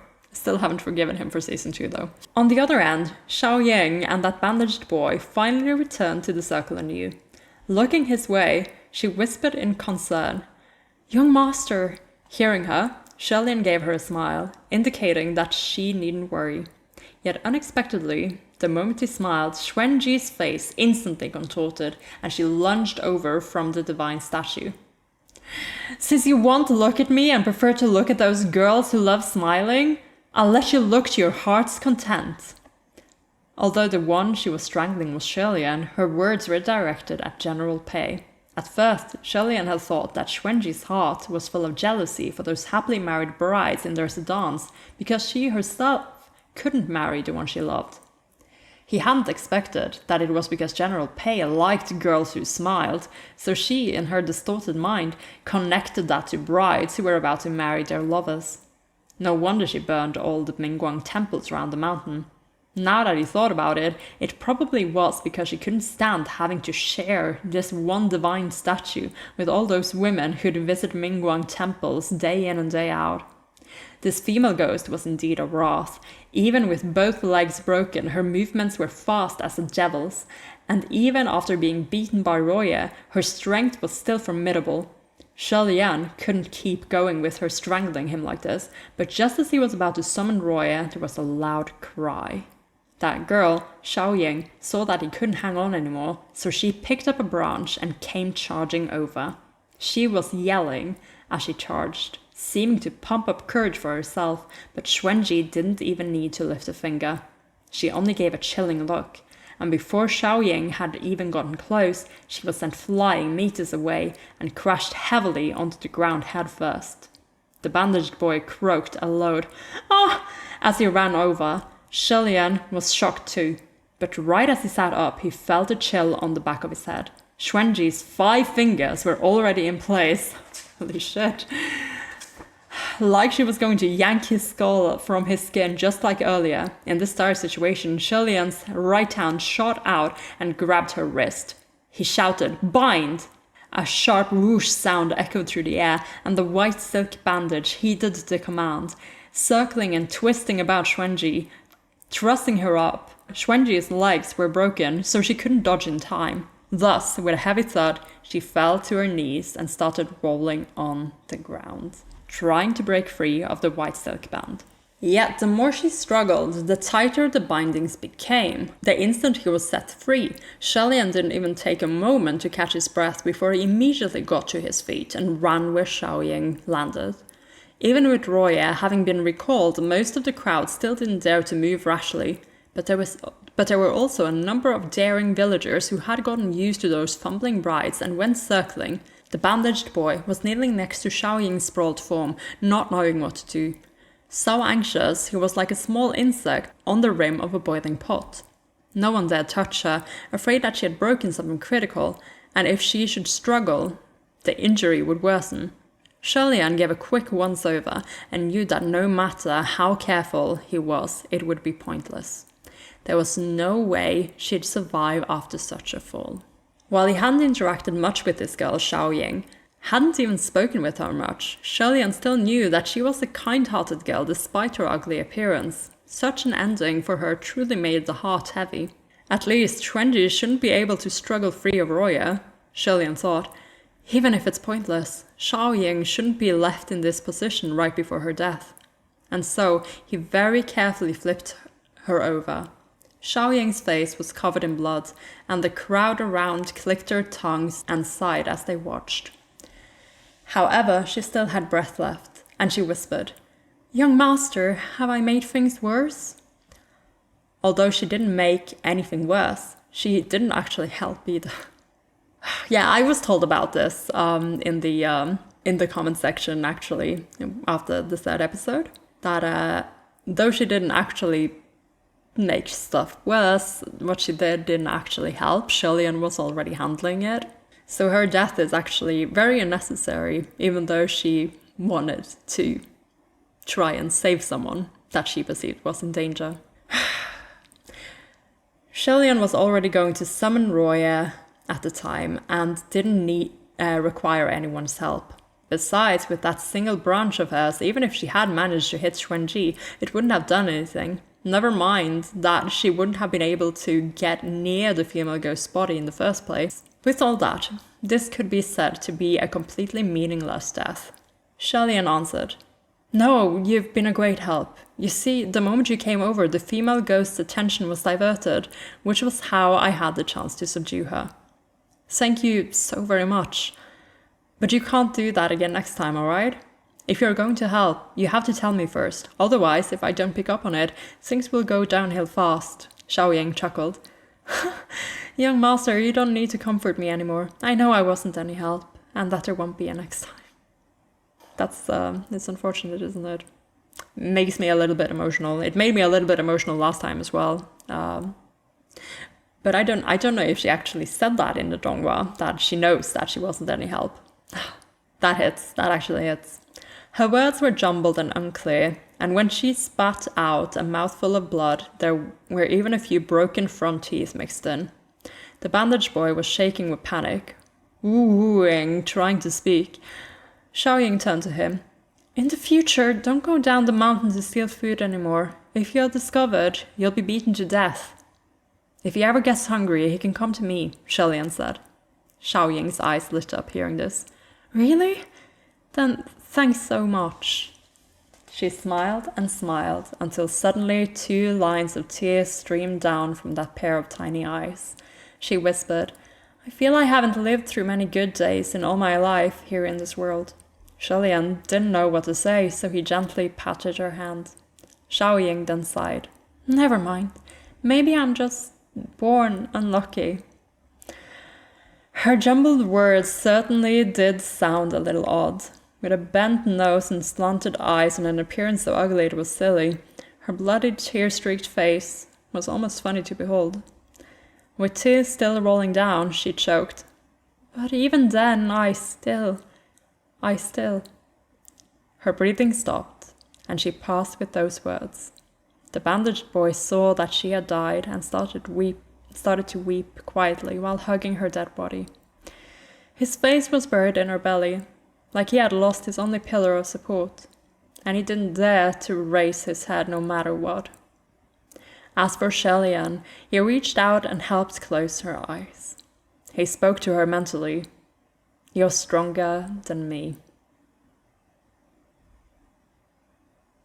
What does that mean? Is this already kind of planting the idea of like how Xie Lian perceives himself? Either way, we're getting clang, clang, clang here, so Pei Shou, let's go. Right then, the sound of a bizarre bell tolled. Clang, clang, clang. 3 booming tolls. And all of a sudden, Xie Lian felt his head go dizzy. He wondered out loud, what's going on? Then he looked around. All the brides had collapsed to the ground, only their arms still up and reaching towards the sky. The crowd of villagers had also slumped, as if they were all knocked out by the sound of the deafening bells. Xie Lian himself felt his head become rather heavy. And though he forced himself to stand with his hands supporting his forehead, his legs were weak and fell with one knee to the ground. Fortunately, someone helped support him. When Xie Lian looked up, it was Nanfang. Turned out, the moment those 7 brides entered the forest, they immediately spread out. Nanfang had run all over almost the entirety of Mount Yuzhen before he managed to capture them all, and had only just returned. Seeing him quite calm, Xie Lian immediately asked, "What's with the bell?" "Don't worry, it's reinforcements," Nanfang replied. Xie Lian looked over, following his gaze.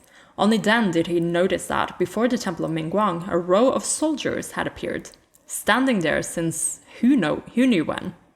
These soldiers were outfitted in armor, emitting sharp and awe-inspiring auras, and their bodies were enveloped in a thin sheen of spiritual light.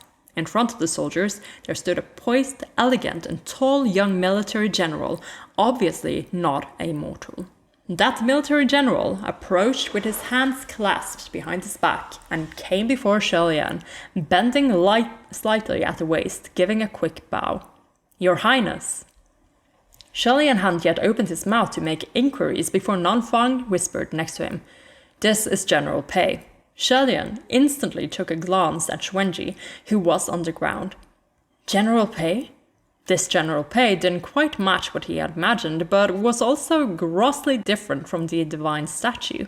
The divine statue's heroic form was vivacious.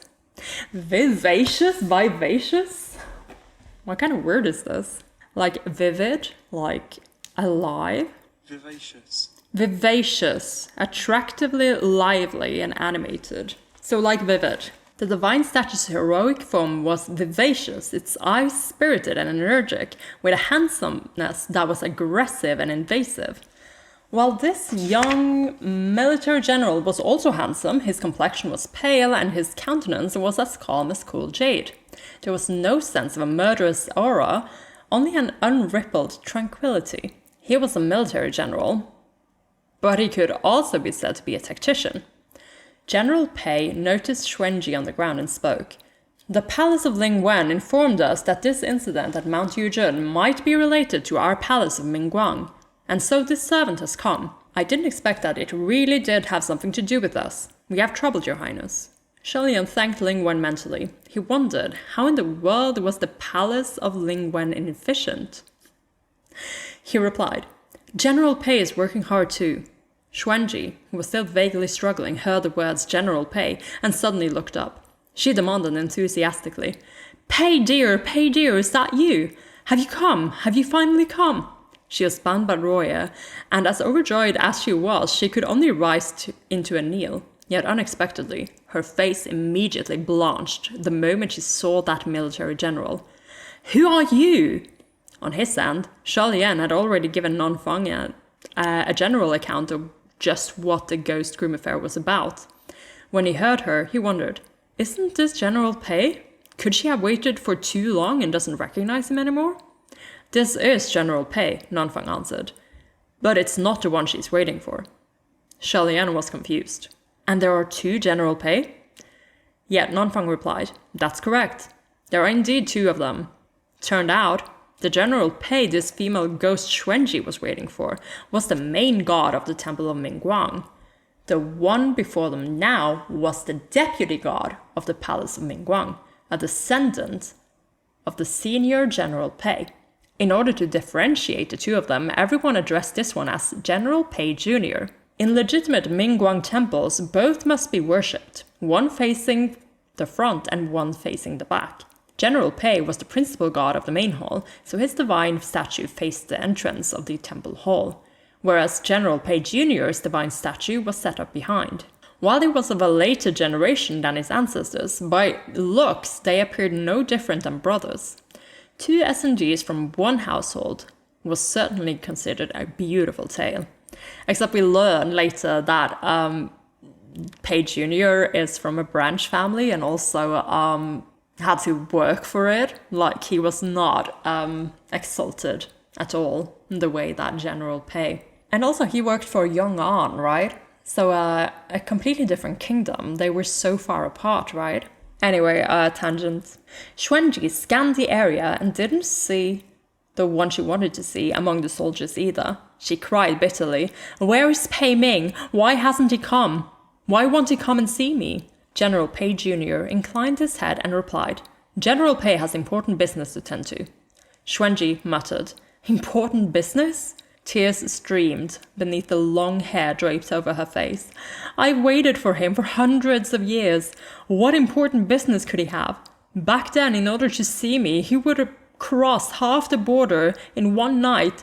So what important business could he have now? So important that he can't even come to spare me a glance? Is there something important? I don't think there is." "General Xuanji, please be on your way," General Pei Jr. said. From the troop, 2 soldiers of the palace of Mingguang approached and pulled Roya from Xuanji's person.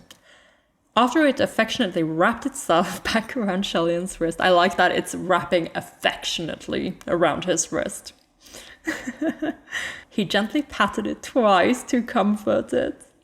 Xuanji allowed herself to be grabbed by those 2 soldiers, briefly dazed before she suddenly started struggling with force, cursing while pointing to the heavens. "Pei Ming, I curse you!" This screech was sharp, and Xie Lian was taken aback, thinking to himself, isn't this cursing the ancestor in front of the descendant? General Pei Jr., however, didn't react at all. He said impassively, "Please excuse us." Xuanji screamed until she went hoarse. "I curse you! You'd best never fall in love with anyone, otherwise, if that day should come, I'll curse you to be just like me, to burn with the fire of love unceasingly forever and ever. The fire of love will burn your body, scorch your heart and your insides." Right then, General Pei Jr. greeted Xie Lian and the others. "Excuse us, please wait a moment." Then he raised his middle and index finger and lightly pressed them against his temple. This was a spell to activate the spiritual communication array, so he had to be communicating with someone. A moment later, he and dropped his hand, clasping it behind him again, and turned to Xuanji. "General Pei wants me to tell you that's impossible." Xuanji screeched, "I curse you!" General Pei Jr. waved his hands slightly and ordered, "Take her away." The 2 soldiers carried Xuanji, who was struggling like crazy, and dragged her off. Xie Lian spoke up. "General Pei Jr., might I ask, how will Xuanji be handled?" "Sealed under a mountain," General Pei Jr. replied. To use a mountain as a seal was certainly the usual way the heavenly realm dealt with monsters and ghosts. After a brief moment of hesitation, Xie Lian continued. "General Xuanji's resentment is quite strong. She wouldn't let go of the hatred that stemmed from betraying her kingdom for General Pei. Perhaps sealing her isn't the right long-term solution." General Pei Jr., however, only inclined his head. "She said that she betrayed her kingdom because of General Pei?" "She certainly did say so," Xie Lian said. "And that it was because of General Pei that she became like this. Whether that's the truth, though, I don't know. If it must be said that way, it's not altogether wrong," General Pei Jr. said. "She did betray her kingdom for General Pei. However, the details might be different from what bystanders might imagine. After she and General Pei separated in order to keep him, General Xuanji offered up military intelligence of her own volition. General Pei was unwilling to win unfairly, so he didn't take the offer. Well now, he never expected that the whole betray my kingdom for you thing was actually something like that." Xie Lian replied, "Then when she said both her legs being broken was also because of General Pei, it was..." "She broke those legs herself," General Pei Jr. answered. "Broke them herself?" General Pei Jr. replied emotionlessly. "General Pei doesn't like forceful women, but General Xuanji has a strong character, which is why they couldn't be together for long. General Xuanji couldn't accept it and told General Pei that she was willing to sacrifice for him and change herself. Thus, she ruined her own martial skills and broke her own legs. With that, she basically destroyed her own wings to tie herself to General Pei's side. General Pei didn't abandon her to her own device and kept her around to take care of her, but he never intended to marry her. General Xuanji's wish was never fulfilled, and so she killed herself out of resentment. Not for anything else, but just so General Pei would be sad. However, pardon my bluntness, the way he spoke had always been polite and overly calm. That would never happen. Xie Lian rubbed his forehead and didn't speak, thinking to himself, who the heck are these people?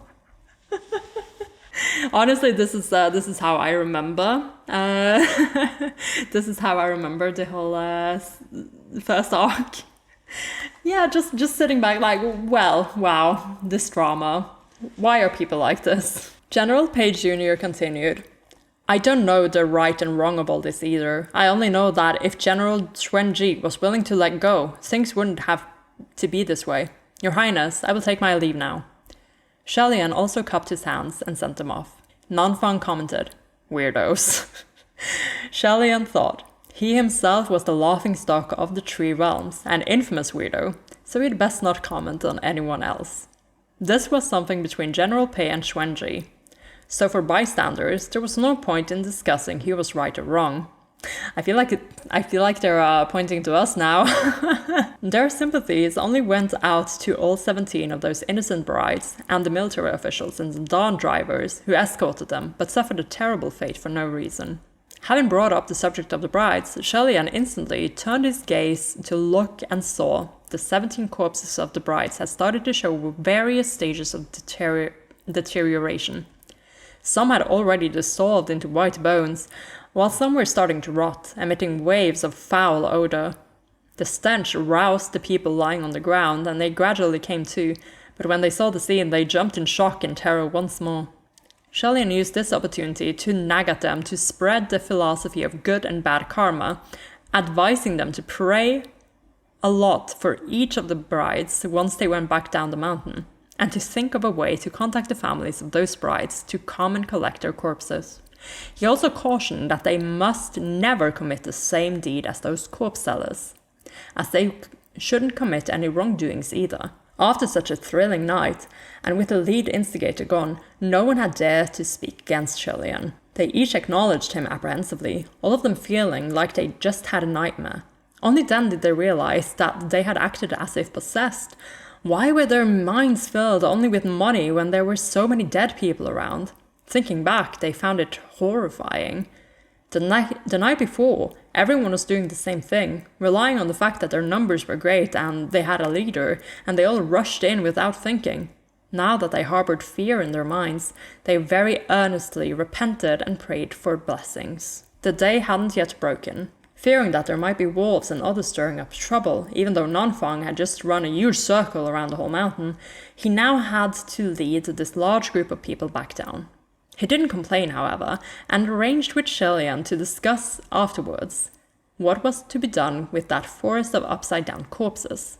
When the bandaged boy woke up, he sat next to Xiaoying's corpse once more, hugging her, not saying a word. And so Xie Lian sat down next to him. He spent a while coming up with a script, but just as he was about to speak to comfort him, Xie Lian suddenly noticed that the boy's head was bleeding. Alright, here we go. If it was blood from the corpse forest, then it would have dried. But this blood was still dripping, so it could only be from an injury. Right then, Xie Lian told him, "Your head is wounded. Take off your bandages and let me have a look." That boy slowly looked up, and those bloodshot eyes glanced at him like he was scared and hesitant. Xie Lian smiled gently. "Don't be afraid. If there's a wound, then it must be dressed. I promised I won't be scared off by you." The boy hesitated for a moment, then turned around, and circle by circle he slowly unwrapped the bandages. His movements were very slow, but Xie Lian waited for him patiently and was already pondering the issue that would come after. This boy for sure can't stay on Mount Yujun anymore, but where can he go? He can't come back to the heavens with me, and I don't even know where my next meal is coming from. I'll have to think of a reliable way to settle him, and then the green ghost Qi Rong. Just then, the boy finished removing the bandages and turned around, and just as Xie Lian saw that face in its entirety, he felt like all the blood in his veins had drained completely.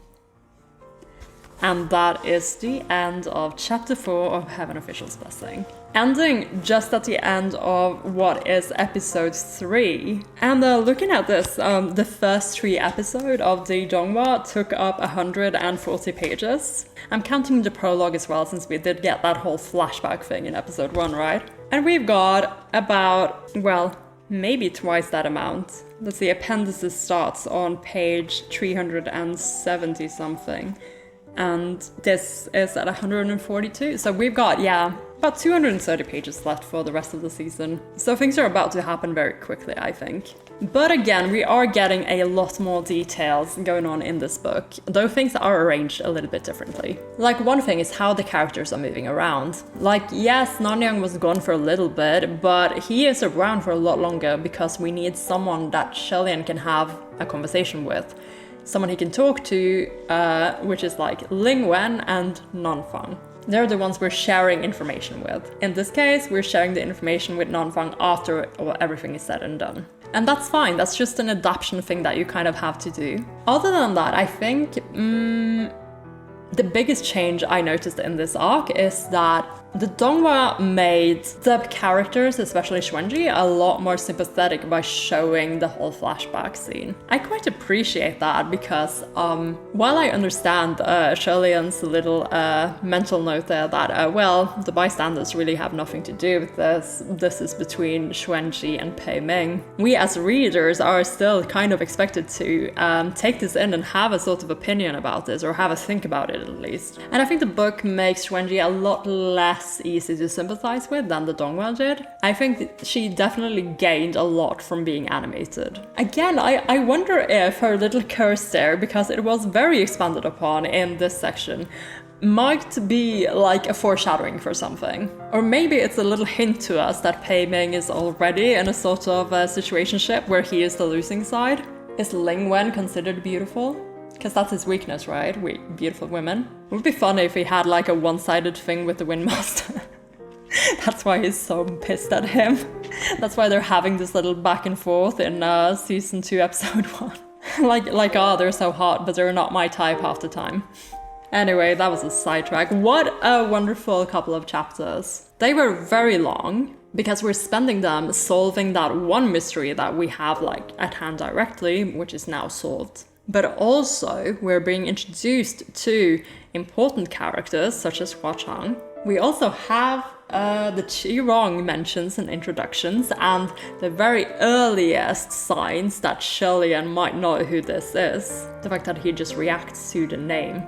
So that is something I actually wondered about while watching the Donghua, if he ever thought about or realized earlier that, oh, that's a familiar name. Well, yeah, he did. This has probably been something he's been thinking about a while, and he was actually still thinking about it when the shock of the bandage kid taking off his bandages and then revealing, you know, obviously the faces from the face disease. So I'm guessing the next chapter will be us going back to heaven, you know, after Lang Ying runs away from us. In the Donghua, we are visually introduced to Bai Wuxiang and the whole idea of the face disease. So I hope that they're gonna give us a little bit about him as well. I think they will. I've heard it's a very faithful adaptation. I was very excited with the Hua Chang introduction, and again, I think the biggest difference or the biggest thing that I got from the book regarding him is just how Xie Lian keeps referring to him as a very, like, he gives off this feeling of youthfulness. And I think that's important because when we are introduced to the Sandan character, who is different from Hua Chang because he is in a different form, right? He still has that youthfulness, right? And I think that is the parallel that is supposed to kind of connect the two, even though they are very different in shape and form, you know? I mean, aside from the red. The red was mentioned. There was the mention of his red robes, because that's like the one thing Xie Lian sees. His red robes, his hand, his vambraces, and his boots. Very important, those boots. And honestly, again, I know the story so far. I don't think there's a lot for me to sit and discuss with you guys here. I'm excited to hear your thoughts down in the comments and to meet you guys in the book club for more discussions. And then maybe I'll have something to share with you at the beginning of the next chapter. For anyone keeping up with the tallies, we have a Laugh or Cry tally, which is after chapter 4 at a current 2 Laugh or Cries. As for our ellipsis tally, we have a total of 9 pure ellipses for Xie Lian, as well as 1 question mark ellipsis, 3 question marks, and 5 ellipsis answers for anyone else. Oh, that was fun. It was good to see you, Hua Chang. Now I'm really anticipating the entrance of your younger brother, the third brother, Sala. I'm having a lot of fun getting deeper into the story and also understanding the storytelling methods a lot better, getting a feel for the style, and also the little bits of humor that are thrown in there that I am enjoying so far. Let me know more about your thoughts about Heaven Official's Blessing Volume 1 down in the comments or in my server. The link will be down in the description. And without further ado, this has been Amelia, aka Spaced Out Puffin, and I will see you in the next one.